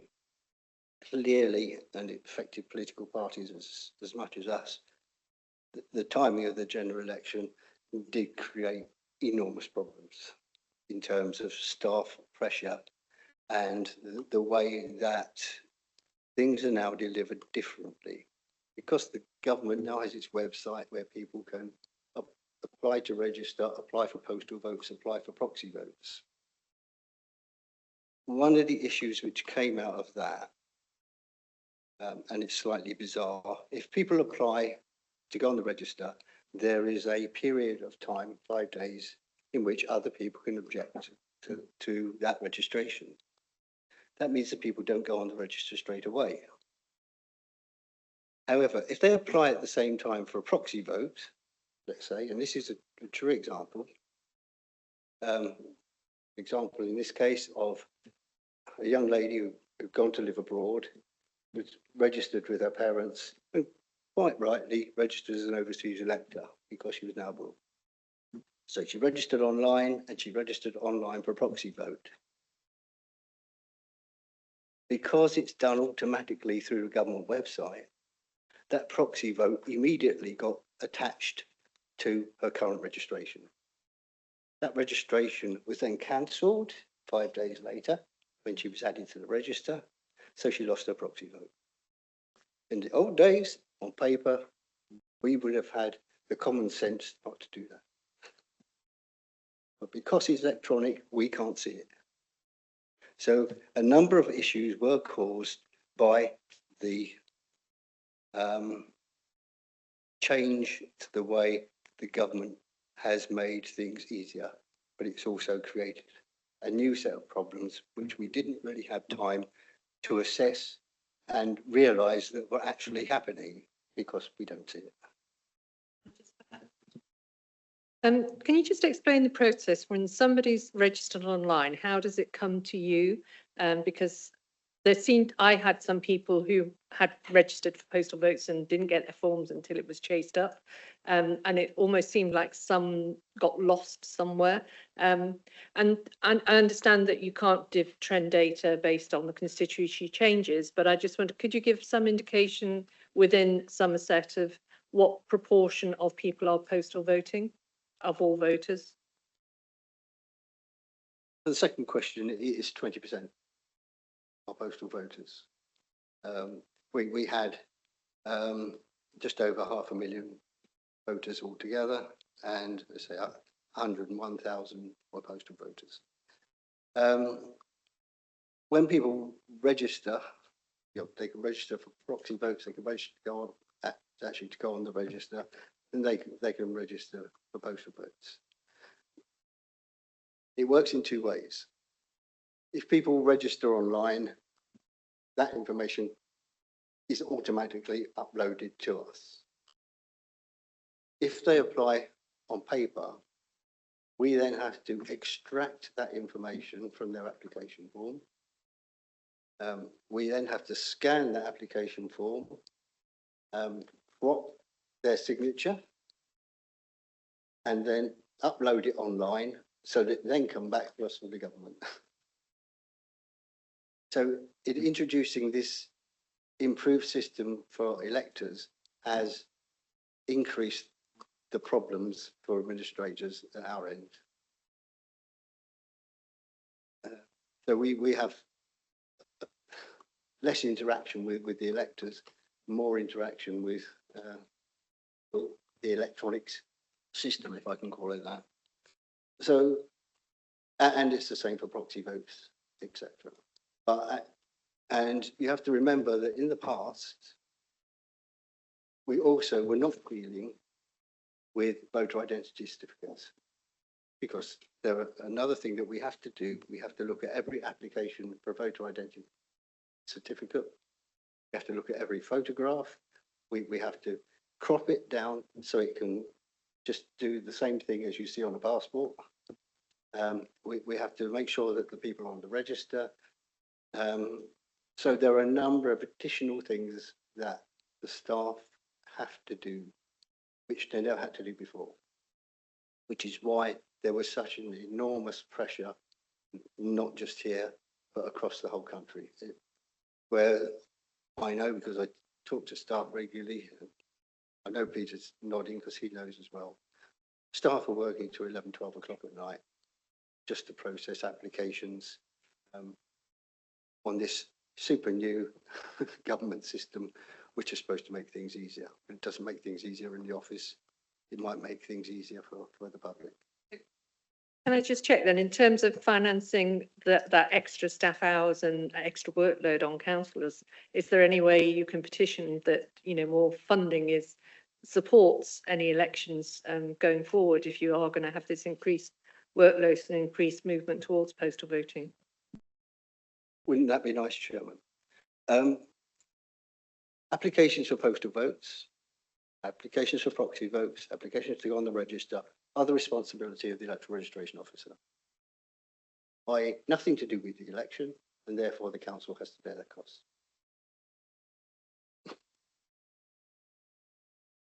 So Tim Curley. Thank you, Chair. I've got a couple of questions regarding the table on page 155. So first of all, I noticed there is some data missing from it, from Yeovil and Glastonbury and Somerton. I'd just like an assurance that going forward that data will be collected. And the second question I have on this is, what is the mismatched column? I'd like an explanation of that, please. Thank you.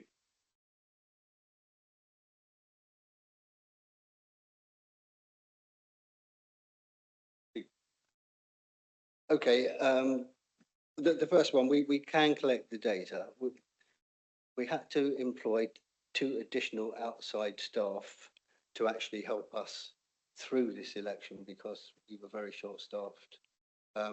Both of them came courtesy of the AEA, of which Peter's chief executive, but they only came up until the count was finished. So the person who covered the Yeovil and Glastonbury, the Somerton constituencies, never went back to the office after the declaration had been made. So they are there somewhere in the office. We just need to go through all the paperwork. But in terms of priorities, that's not number one. The mismatch is where, as I said before, you get somebody signing it who isn't the person who it was actually sent to. And that still happens, despite the fact that we've improved the scenario considerably. It does. People sign the wrong things, put it back in the wrong envelopes. Although we try and match them to best of our ability, we can't always manage it. Members, anybody else like to comment on this bit before we look at the voter ID legislation impact? Okay, we can move on to that. Voter ID legislation, and there's also a paper which has been produced on that one as well, which is page 157.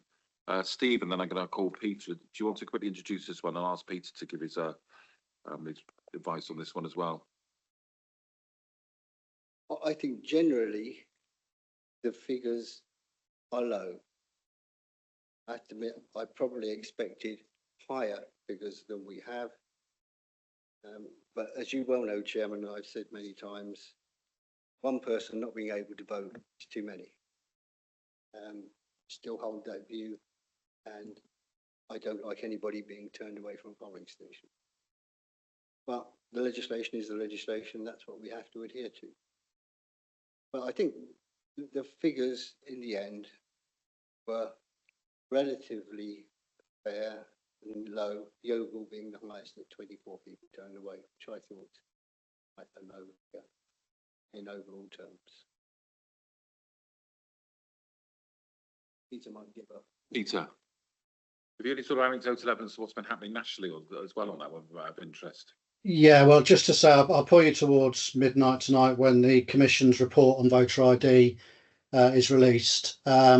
I've seen an embargoed copy, so clearly I cannot share all the actual figures in there, other than to say what is in the table in front of you it reflects effectively what's happened nationally. Certainly the key elements of it are that there were more people voting, obviously, but the actual number of people being turned away for incorrect or lack of ID were of similar figures to what it was in the previous year. So I'll point you towards that because that will be released, giving you the actual national figures across the board. The only other thing I'm sure Steve would be aware of this as well is that what was learnt in May of 23 when the Commission did their last voter ID report has been reflected again in terms of the awareness of the voter ID element in polling stations was lower amongst younger age groups and of people from ethnic minority communities. So that has been continued through, although again the stats will show slightly different figures on that. So ultimately it's a very similar picture nationally to what was experienced in Somerset. I think the key element being, as I think Steve made the point at the beginning, was there was an expectation of there being greater issues at the polling stations, but the very fact, if you made reference to, Chair, with regards to the Frome constituency, there's been a degree of learning taking place locally that has now been reflected both nationally and in your particular area. So, but I'll point you towards that voter ID report, which is out with effect from midnight this evening. It's interesting because we had a similar report just based solely upon the feedback from the Somerton and Frome by-election at one of our meetings late last year. I can't remember the exact figures, but they were percentage-wise substantially higher, weren't they? I think you didn't have the figures to hand when we were talking agenda setting. Did you go and be able to research that again, were you, Stephen? The figures were higher than this. Yeah, I thought they were. But at the time, of course, there was no real publicity. This has been hammered into people prior to the general election, and I think that has made the major difference. Yeah. Just wish to comment on this one. Dawn Johnson, then Tim Curley.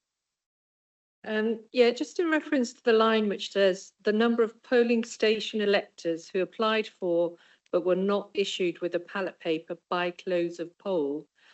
Yes, those numbers do look low, but I had a number of people I knew who were going away or were on holiday and literally didn't get the poll prior to them having to leave the country or go away on prearranged visits, and it was too late for them to then sort anything out. Do we have any, I mean, you say that is by the close of poll. Do we ever try and set a deadline by which point postal votes will have been set out to allow for those sort of scenarios where people might not be at home in the last few days up to an election?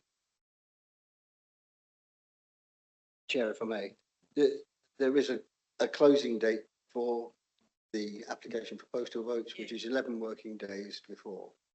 You've seen the numbers which I gave you, which was we had 8,243 applications.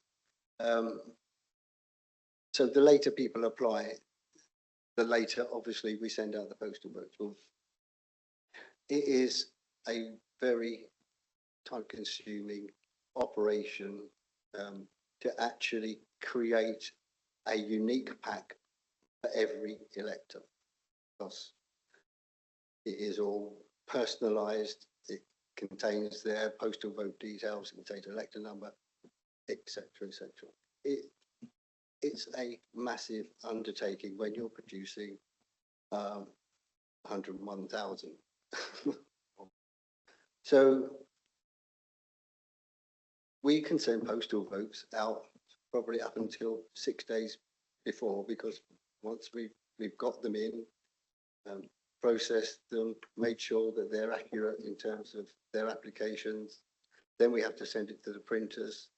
The printers then match everything up for us. I must say that as an aside, David, myself and Duncan went to the printers and did sample checking on postal votes before they left to make sure that everything that should be there was there. We couldn't check obviously all 101,000, but we did samples across the range, and we were content that everything that was going out was accurate. So you can't just get an application in and send a postal vote out the same day, because it is a huge operation. Because once you've sent one out, you've got to send another one. It is time consuming. And I say, we now send everything through a printer who does everything, which is put little barcodes on it so that nothing gets missed. So yeah, it takes time, and we try and get them out as quickly as possible, but there's a deadline that we can't really do it instantly. But all those people who have applied in advance, we send out before the actual close of applications for postal vote, before it closes. And that also causes us issues, because if people then decide to change their mind, we've then got to cancel their postal vote that's gone out, and so on. So that creates another work stream. Now, I can appreciate the strain of managing this operation. I had people that had applied in good time, and literally 2 days before they were going away had still not got them. So, I mean, there's always going to be anomalies in the system where something goes slightly awry, but there were a number of people I know trying to go off on holiday, had expected to have got their forms back and hadn't, and I just wasn't quite clear why that might have happened, I suppose, if they had applied in advance. Yeah, but people expect instant. They apply on a Monday, expect to have had their postal vote by Tuesday. And it doesn't work like that. It's not administratively feasibly possible to do something on the size of this sort of operation. A few people wish to speak, but I'm going to call in Peter Stanion, who's very kindly still waiting for us. Peter, do you want to come back and answer any of those or comment on what you've heard? Yeah, it's just really a comment, if I may, Chair. It raises one of the big issues. I'm actually meeting the Minister at 5 o'clock, so it's sort of issues that I'm going to be raising with him. Steve made reference to it there at the end, and it doesn't actually necessarily deal with the issue that the council raised about delays in the process. When a postal vote's in the system, it will go into the system. You're in then the hands of the delivery. So you're in the hands of Royal Mail, or if you're doing a hand delivery, or you've got somebody else delivering that for you. So there's always that element of it leaving the control of a returning officer, and when can that be picked up in terms of where a failure to deliver has taken place. One of the big failures of our system is the fact that you can't replace a lost or undelivered postal vote until 4 days before the poll. So even if somebody had actually been sent a postal vote 2 weeks before, it's not arrived a week after that, you can't actually replace it until the Friday before the Thursday of the week before going forward. So there's some anomalies in there. I think the point that Steve made is voter expectation, is that you expect nowadays with the lots of transactions that we have with the council and with obviously with online suppliers and things like that, we expect that immediate response. One of the challenges that the Elections Act brought in with the online ability to apply for a postal vote was another degree of expectation. It will arrive the next day. It doesn't. We're working with within electoral law, or every single person sat around the table online who's been elected will understand there are deadlines throughout the system that actually in the modern way of delivering lots of services seem slightly outdated, but they're there for a reason. So it's trying to make sure that we maintain that security of delivering that safe and transparent ballot against the needs of voters and political parties and candidates going forward. So just want to make the point to sort of balance those two things together, that there's been a change in expectation. I'm sure that Steve's team will receive many complaints, comments from electors who expected that immediate response, when in fact, as he quite rightly said, an application made to register vote 12 days out from the poll cannot be processed until 5 days before the poll in terms of allowing them to vote because of the steps that are in the actual law itself. So just a general comment about the complicated structure that delivers elections across the UK. So I'm really thankful that you've been able to give us some time this afternoon, because you're obviously very busy and you've got a meeting with the Minister at 5 to come and sort of share your experiences on this. It's really, really helpful. Richard Wilkins next. Thank you, Chair. I was a former member of this committee, and I think I spoke last time about my concerns in regard to the voter ID, and in particular what nut it was trying to crack. And I think you very eloquently pointed out that there had been no instances of known voter fraud before at Somerset, before voter ID was brought in. But I won't re-rehearse that. But I am very interested in the figures, and they are impressively low, which is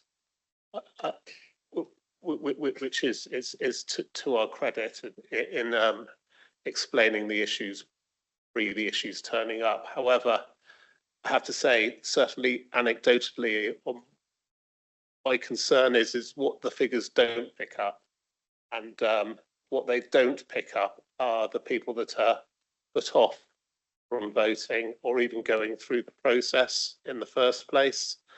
And I've several times I heard I will not be voting because of voter ID being brought in. I just wonder if anything's been done to collate this information in any way. It's a difficult thing to collate, admittedly, but I don't know whether it would be useful, certainly nationally. I had another question, but I can't remember it, so I'll leave it. It's a really interesting point, Richard, as well. And I don't know what the answer is, and plus I'm going to sort of ask Peter in a moment. But there is no evidence, hard evidence, but there must be people out there in the country who, and as has been said, Stephen and David alluded to, I mean, it was all over the media, wasn't it? You couldn't turn on the television or the radio without an advert saying you must bring ID to vote. It was, to be fair, the government's campaign on that to inform of the new legislation was very widespread, but there must have been people who, being aware of that very high level publicity campaign, knowing they didn't have the necessary identification, then did not represent themselves at the polling station, because why would they do that? So there's that as well. Richard, do you want to come back? You remembered your second point of view. My second point was actually over the figures that we do have. Have we nailed down into the demographics in that? Who is it that was turned away, and do they fit into a particular demographic or mould?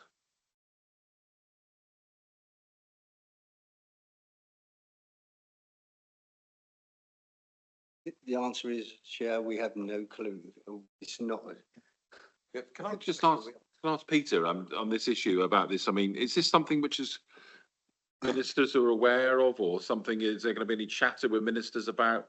In fact, is there a hidden quartile of people who are aware of the legislation but know they did not have the necessary ID, but just simply chose not to present themselves for reasons of embarrassment or awkwardness at the polling station? Yeah, I was going to say the Electoral Commission do that research post the election, and the latest figures, I say, will be out tomorrow. But at the last range, as far as I can recall, 4% of those who didn't vote chose not to vote because of the fact that they did not have the relevant ID, or they just disagreed with the policy. So there is that research that is done. And similarly, in terms of the demographics, the second part of the question, the Commission do research on the demographics from from votes across the whole, who voted, who didn't vote, etc. I think I made reference to earlier, younger people and those from ethnic minority backgrounds have been consistent in terms of being less likely to both have the ID and to vote. So, but that is not done through the statistics from polling stations because it's a secret ballot. You would not know what the details of an individual voter is. This is done through post-election research from the Electoral Commission. So that will all be available. Certainly the voter ID data as of tomorrow, and they're doing another report in terms of general satisfaction, who voted the election going forwards, not too distant future. So that's probably the best place to grab that information from. So can I just clarify something? Did I hear correctly what you said there, that the research done by the Electoral Commission, which will be published and looked at, seems to suggest that as much as 4% of voters did not present themselves at polling stations because they either didn't agree with the legislation or they didn't have the necessary ID. Now, if that, I'm dragging up my 4% of that, that's, you look at the electoral whole, that's between 1.5 and 2 million. I will bow to your judgment on the maths on that one, but the high level figure that was given, they will give a high level figure, and the figure was quoted last year was 4% of those who chose not to vote did so because they did not agree with the voter ID principles. That was what. So I mean, I'm thinking, I've just been corrected, not 4% of the electorate, but 4% of the people who did not vote. So yes, the national turnout to the general election was 59%. So even then, there's 4% of that 41%. That's still an extreme. That's a very substantial number.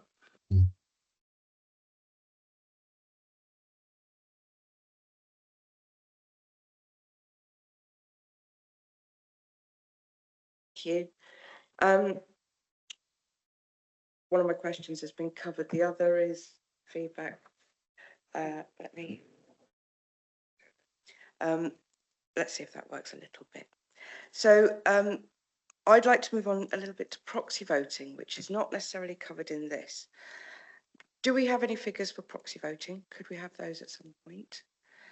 And I remember speaking about how there was no, once a proxy vote form online was filled in through the government website, the reference number was there, which you could take note of, but there was no confirmation either by return email from the government website with that reference number or via Somerset Council. I don't know how the government sent the information through to the council services with that reference number. There was then, obviously due to timings, no poll card replacement for whoever the proxy voter was going to be for somebody, and it was just starred on the registers when your proxy voter went to cast the vote.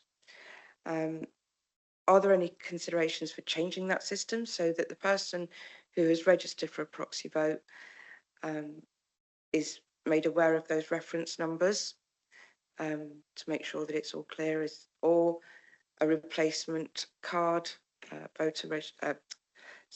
poll card sent out to the proxy voter? Are there any thoughts of that? And yeah, and numbers and general information. I might come back with further questions depending on your answers. Thank you. Would you like to pick that up? Thank you. The reference numbers are provided by government. They're not really provided to us, only to the elector, but we can pick them up ultimately, but they're quite difficult to find. Believe it or not, proxy poll cards were sent out to every proxy. The last batch being after the close of proxy applications, which was 6 working days before. Now, they also had first class stickers on everyone. And as far as I know, Royal Mail didn't deliver any of them.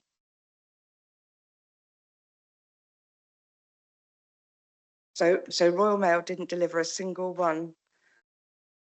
As far as I know, from the... Because I didn't get mine. I know that much. These were the last ones, which were... So, okay. After, and I was just working on the presumption they were probably trying to put their resources into delivering the postal votes. And Right. where the poll cards went, I have absolutely no idea.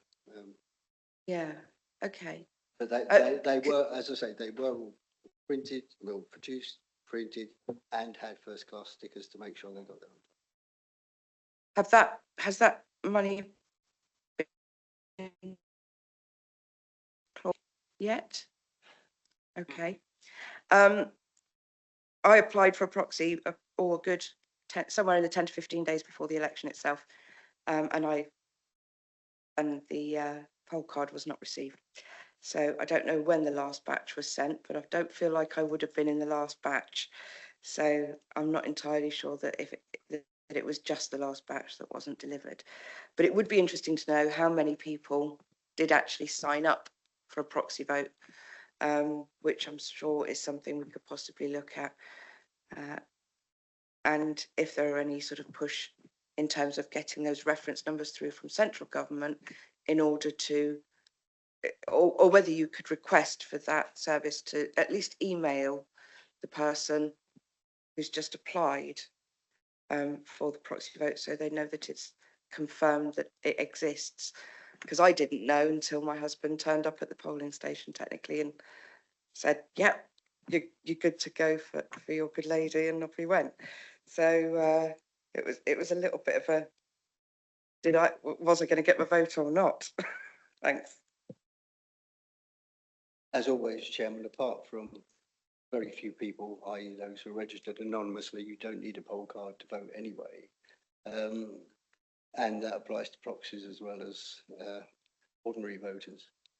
I can look up the number of proxy voters that there were. I don't have it off the top of my head.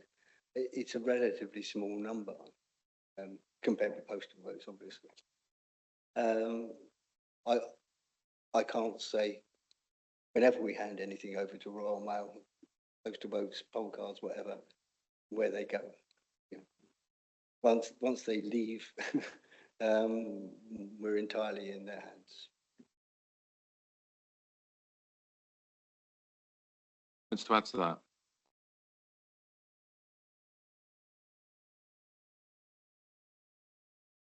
Peter, have you got any comments on proxy votes? My apologies, sorry, it broke up as you spoke.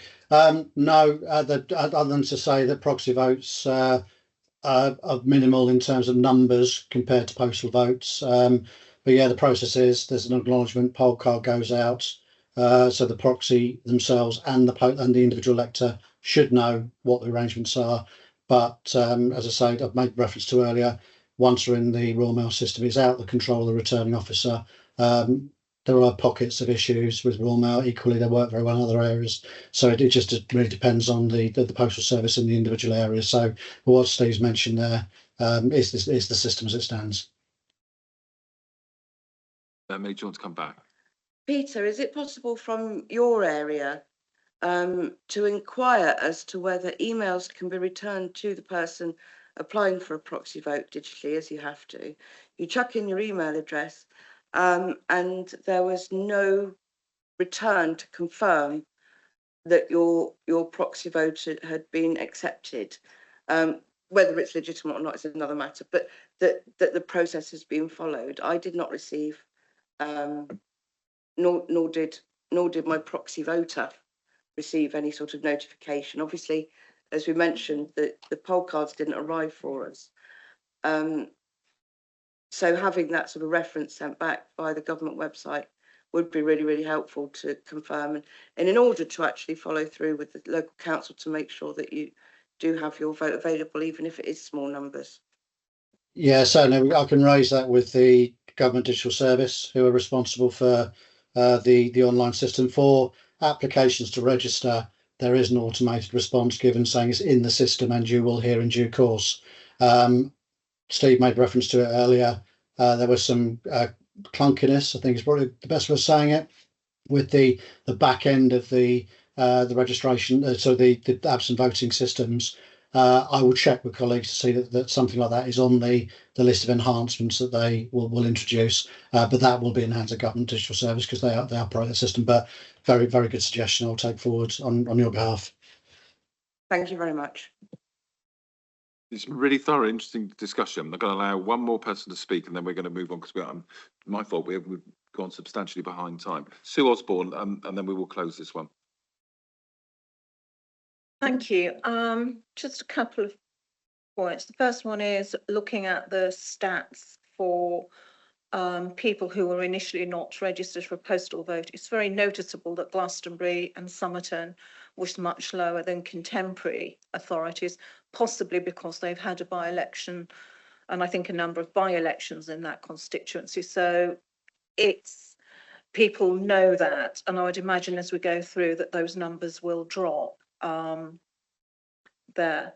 The other one is on the subject of postal votes and returns. Is there going to be any sort of inquiry at a national level, perhaps? I'm not sure we can do it at a local one, in terms of the performance of the post office itself, because we're the ones that get the blame. But the actual mechanism, as has been pointed out, is that we put them in the post and we have to rely on the post office, firstly to get the ballot papers to the elector, and then from the elector back to us, so that vote can be recorded. And we haven't got the Glastonbury and Somerton and Yeovil numbers in there. But if you look particularly, for example, Wells and Mendip Hills, the total of ballots that didn't get counted because they arrived late from Friday the 5th to Wednesday the 10th is 207. Now, there were some constituencies, not any here, they're all pretty decisive here, in other parts of the world where that could have made a heck of a difference to outcome. And I do think we need to have a look at, has the post office performed as well as it could in getting these votes out and critically getting them back? I think I was looking at that myself, and on those figures there, I'm assuming that not many people would have had the common sense not to send a postal vote back on the day of the election, because they probably would have realised it wouldn't have counted. I'm sure one or two probably did. Yeah, the option, but post them there. So if you assume that not many actually posted them on election day itself, and were they marked first class, weren't they? Then there were about 300 or so, which took, assuming they were sent as late, let's just assume that some of them were sent on the day before the election. If you make that assumption, it took, on a first class stamp, took 5 days to arrive here, for the first class. It's, I think that, the Royal Mail does have nationally, some questions to answer. Yeah. Chairman, just to explain that at 9:30 on polling day, we receive a delivery from Royal Mail for the things that have actually been put in the post boxes on polling day. The surprise in the statistics is that on Friday, the 5th, 113 were delivered. Now, if they weren't in the poll,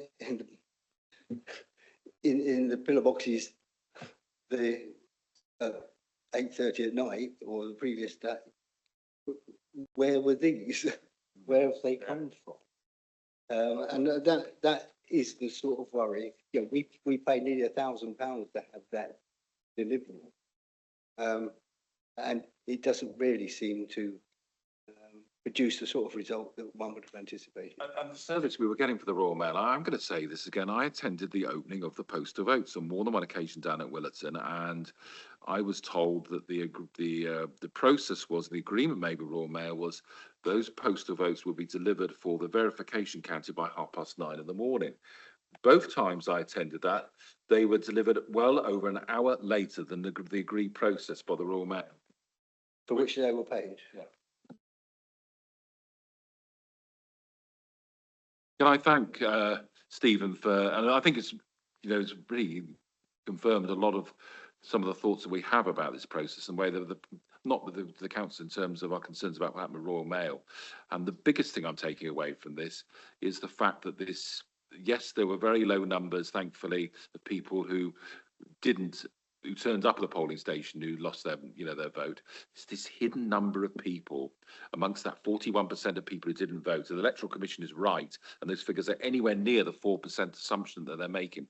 That is a huge, huge number of people who, despite who haven't been aware of the national publicity campaign, their main reason for not voting was the fact that they didn't have the necessary ID. I think there's a national scandal hidden there in those figures. There really is. Anyway, thank you, and thank you, Peter, very much for your attendance and your input into this. Really, really interesting. Thank you. We're very lucky to have you here today. Thank you. Thanks, Peter. And just to say that in the Yeovil constituency, there were 352 proxy voters. Thank you. Thank you very much, and thank you, Peter. And item number 8 on the agenda is the review of the parliamentary polling districts and polling places. And poor old Stephen, it's Stephen again. Yeah.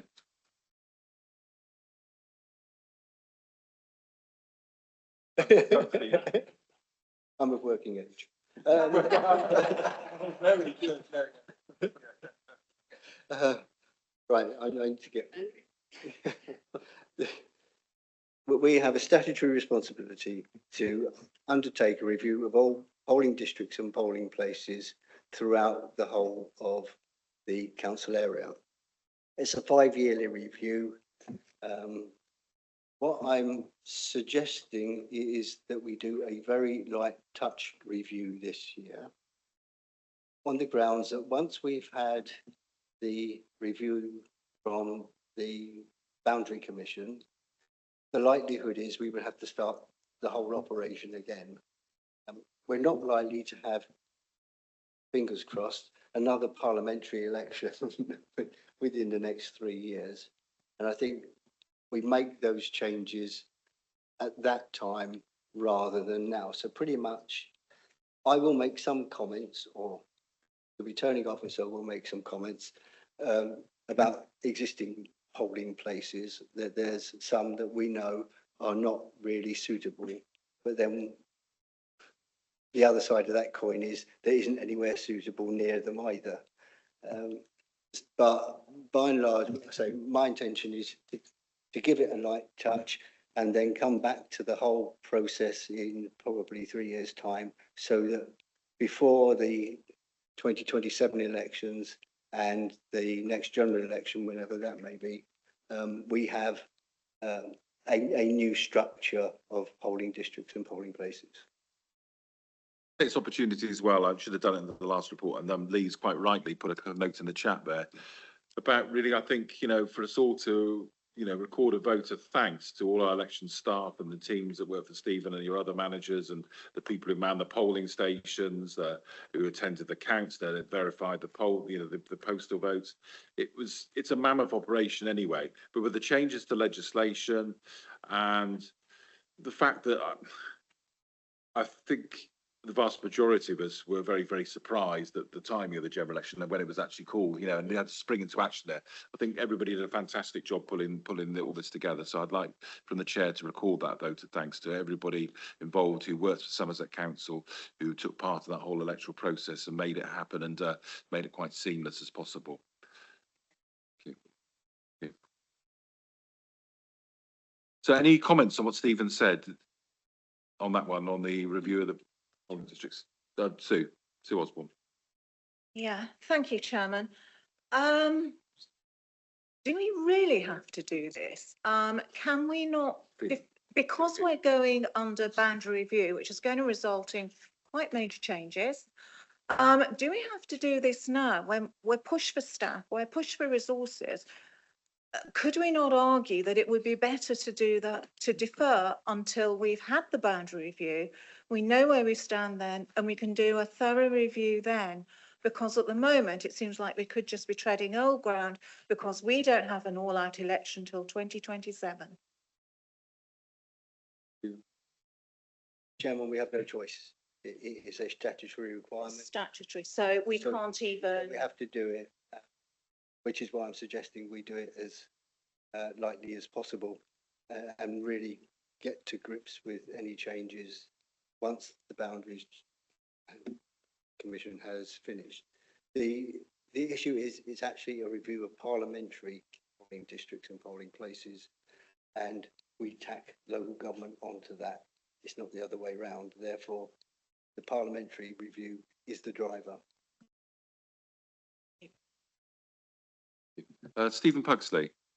Thank you, Mr. Chairman. Can I just make my regular plea whenever this issue comes up that parts of the county are super sparsely populated. There will always be pressure to reduce the number of polling places to save money, but nevertheless, it is an important democratic principle that polling places should be accessible to all. And therefore, even if you do happen to live in a remote and thinly populated part of the county, it is important that a polling station should be open near you. So without naming any particular polling stations, Hawkbridge, for example, but nevertheless, it is an issue. It's been something I've been aware of for at least the last 15 years, but I would hope that we can maintain the line that we keep as many polling places as possible in the remote rural areas. Thank you. Thank you. Theo.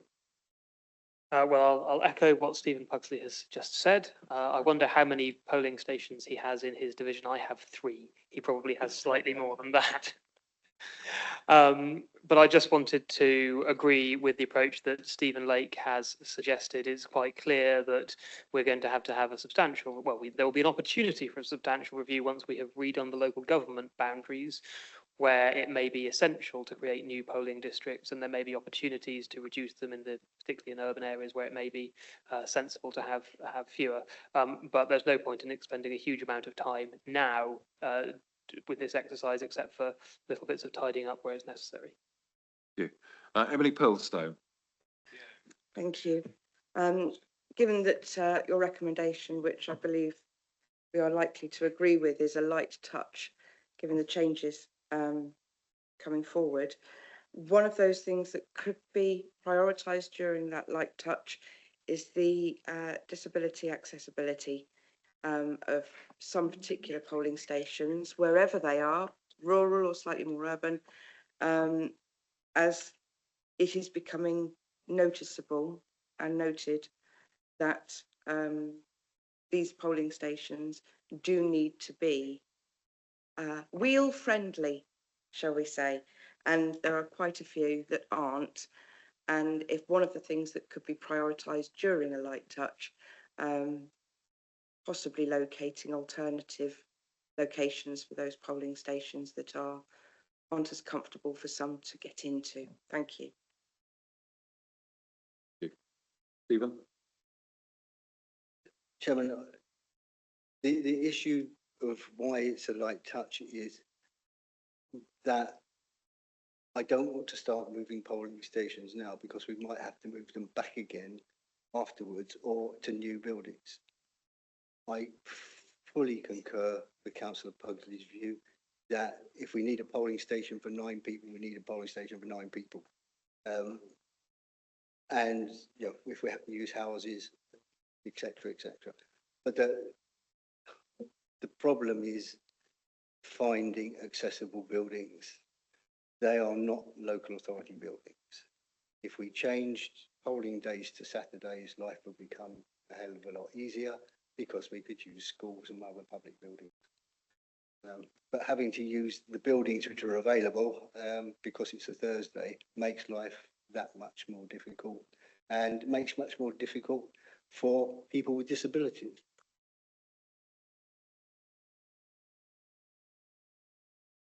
If you want me to go into bizarre explanation, I can. It's interesting though, Stephen, is it? The convention in this country for forever has been Thursdays, but it's quite interesting that, or boring in fact, the number of random council by-elections you suddenly now see us taking place on other days in the week. There's something that didn't used to happen. So I know this, it can't be in tablets of stone. There's some discretion, but it's like lots of things. The British Constitution seems to be one of those unwritten laws, isn't it? There is discretion for the returning officer to choose pretty much any weekday, but not a weekend. It's traditionally on Thursdays because working men used to get paid on Fridays. There was a concern that they may be inebriated, and therefore Thursdays was the day which it was considered they were most likely to be sober.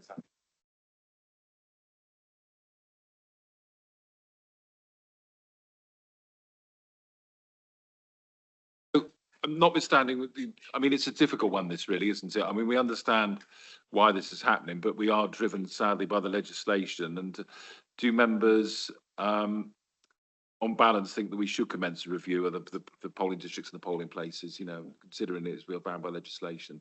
And Stephen said it's got to be quite light touch, this thing, because he doesn't want to make major changes. We've got a consensus on that. Thank you. So item number 9, thank you, Stephen. You've had a great session this afternoon. Yes. Item number 9, senior leadership team. This is the consequential review of part L1, part L2 and L3 of the Somerset Council's Constitution, pages 6163 to 318. And Scott Waldridge, the interim head of governance and democratic services, is introduced the report on the agenda pack. Scott. Thanks, Chair. Again, I'll try and be succinct.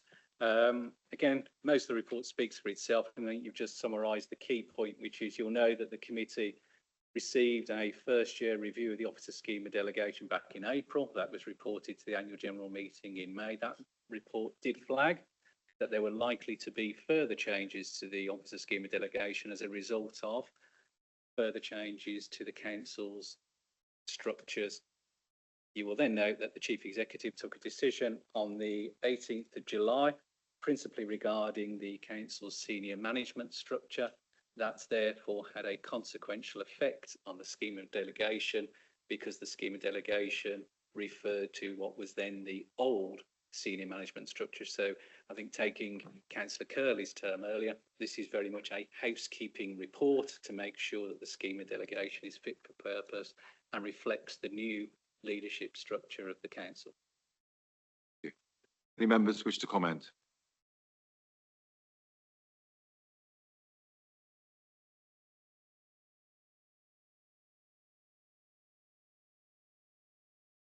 To support the proposed revisions, which will go to full council on 26th of September. They'll take that as consensus that we are. Moving forward then swiftly on to the, I think the last item of the agenda, which is the work programme. We can consider the work programme. Just invite you as members and other elected members, which we have many here, to comment on the County Committee's work programme, recommend any suggested amendments or additions for the committee to consider. Telephone call from Councillor Hobhouse, who was concerned that there wasn't a paper on, I think, rights of way on this committee. Yes, I think I'd probably best to mention that. Scott, do we have that plumbed in for the future, the rights of way? It was certainly an item to be identified in the programme. So it is something that's down as an area. It's disappointing that it wasn't on this agenda.